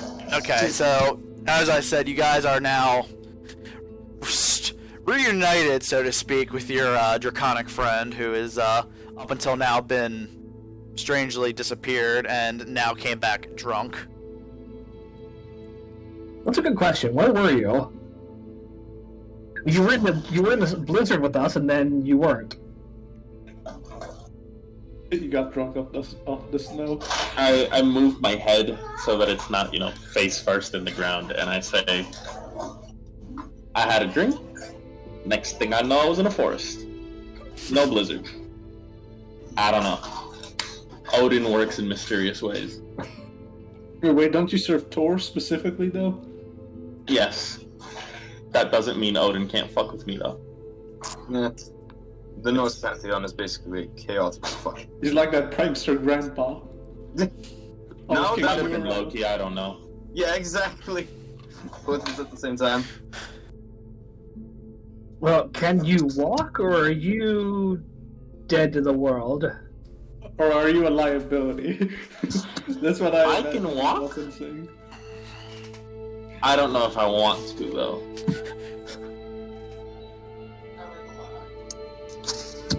Well then. Sounds a bit like a you problem. Using his own sassy against him. Anyway. I would like to stand up and walk. Yeah, so you get yourself to your feet, stumbling about like the drunk you are, and follow these people that you have begun to follow to wherever they may be going. Listen, Mr. What was it? Ildrad? Normally I drink you under the table, but there's a time and a place, and right now we gotta get through this forest. Why? Because otherwise we gotta go the whole way around. We left our horses What back. happened, by the way? How do we get... Where are we? Just follow us. Yeah, we'll explain on the way. And just follow the shady people into the woods.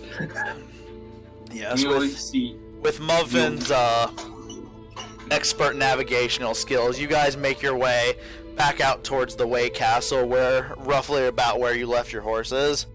Would that have taken about an hour? I think that's what I said last time, so Yeah, like an hour or two. Cat is now owl. By now, Cat is owl and had been flying off in the direction of Dragon's Keep. No, I thought you did that last night. no, that was I think we had that conversation then, like the day after, Yeah. like when we woke up. But yeah, then afterwards on the once we get to the, let's just do you guys want to do anything, or do we just get the carriage and then go? I don't have any business in Malbid. Same. What even is there to do here? Get the carriage, and then in the carriage you see him just sit in the back writing a letter, which he then attaches to the owl's little feet, which he then. What's there to do here? Well, you could get in the carriage. You could get in the carriage, or you could shut the fuck up and get in the carriage. Well, I guess I'm getting in the carriage then. Good. Very convincing argument. Yeah, that's pretty good. My echo's just swimming through the air. What kind of stroke? Backstroke? The Breaststroke? butterfly stroke. Yeah. I love that for no particular reason the Echo is basically the embodiment Silliness. of silliness and chaotic energy to an otherwise noble knight who, while this is all happening, doesn't even really make any kind of like notice to it, almost as if He's not like. he's not calling attention to it. He's not resisting. He's definitely not calling any attention to what's been going on with his Echo. Listen, it's a part of Apsilon. Apsilon just accepts it. So yeah, so Accepting your flaws is important. you guys all load up into your cart and make your way back towards excuse me, Raven's Claw. And as you start to approach, you notice the same guards as you've seen when you initially left. Excuse me. And by now it's still before afternoon by the time you get here, and you pull into your cart getting towards the business district of which is not too far outside of the keep of Raven's Claw. Yeah. And for now you've brought yourself to a stop to consider your options. Hey, doesn't your girlfriend own a shop around here? I'm gonna nudge Liebe. Wait, who? What? Wait, what? The only other tiefling in town, isn't she? Didn't she have a shop around here? A magic shop, yes. Why did you say girlfriend? I've talked to her once. Muffin gets this really like, come on face. One sounds like enough. I think we should go see her. I'm gonna start heading off in that direction. And I think you should probably come stop me before I do something real embarrassing. 24 no's and a I yes is still a yes. follow the goblin. It's fine. Just follow them. So While we're walking, I would like to ask Muffin in Goblin. So what's the story with him and the shopkeep? Oh, it was hilarious. He did this thing where he, what did he do? I like how he said it's hilarious, but Muffin was pissed off in the circumstance that when it happened. Incredibly. Yeah, it's just funny to look back he on. has this thing where he can make people weird, I guess is the right way to put it. So he made me weird, and I didn't like that. So then we had a friend of ours, he was going to kill her, but then he didn't. It was incredibly embarrassing. Oh wait, he doesn't. Sounds like it would be funnier if I was there. Oh, definitely. Well, congratulations, you get to be there now. So yes, you all approach the little magic shop of Fantasia as you have before. That sounds like a fucking sex shop, man. You know what? Oh no, was it Fantasia or did I call it Phantasma? I forget. Yeah, It was Phantasma. Was it Phantasma? Okay. Yeah, I think I'm glad so. everybody else remembers my shit better than I do. I didn't have that particular note up. Yeah, it was Fantasia, Phantasma. that sounds like a fucking sex shop, man. I'm don't worry. sorry. Oh, don't worry, guys. We're just walking into the brothel. It's time for drinking and whores. Yep. Fucking well. Beautifully stupid. But yes, you, Apsilon and Ildrad, you notice this little shop, and he just and you both kind of have your own thoughts about this shop that you have never actually been to, while Muffin and Liebe walk in without a second thought. Mm-hmm. Oh, Lady Serenity! Hello again. You can hear from the back Oh, a fuck. sound that you believe to be a sigh, and you see her come out from behind the curtain where she did the first time. Oh, it's all you again. Very nice Hello. to see you. He just waves and smiles. And she kind of like looks almost around you two and goes, "Where are your other two friends?" Oh, well, Muffin's ears just completely drop. And she looks at the floor. nothing good. And she kind of like looks at you both for a moment and she goes, "Oh, I'm dreadfully sorry." It's alright. You couldn't have known. But, But now you can make it up to us. And Muffin. from looking with almost a sense of pity, it immediately becomes a sense of like I wouldn't say disgust, but not impressed with what you just implied. You just see fucking Liebe facepalm. And I suppose it says you believe it my fault in some way? Well, no, but you just made us feel bad, and now you're going to make it up to us. Is that right? Liebe, show her the thing, and I'm going to start pushing Liebe towards her. What's the thing? I have so much shit.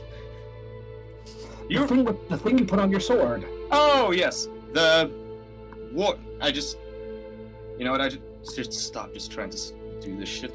He just pulls out the sword and just holds it with the blade pointed towards himself to, like, not appear threatening. And just holds it out, points at the ruby. When you pull out your sword, you very reflexively, after your last encounter, okay, sorry, hold on. Okay, so we just had you But right now, I'm going to call it into this particular recording, and we'll pick up here in a few moments.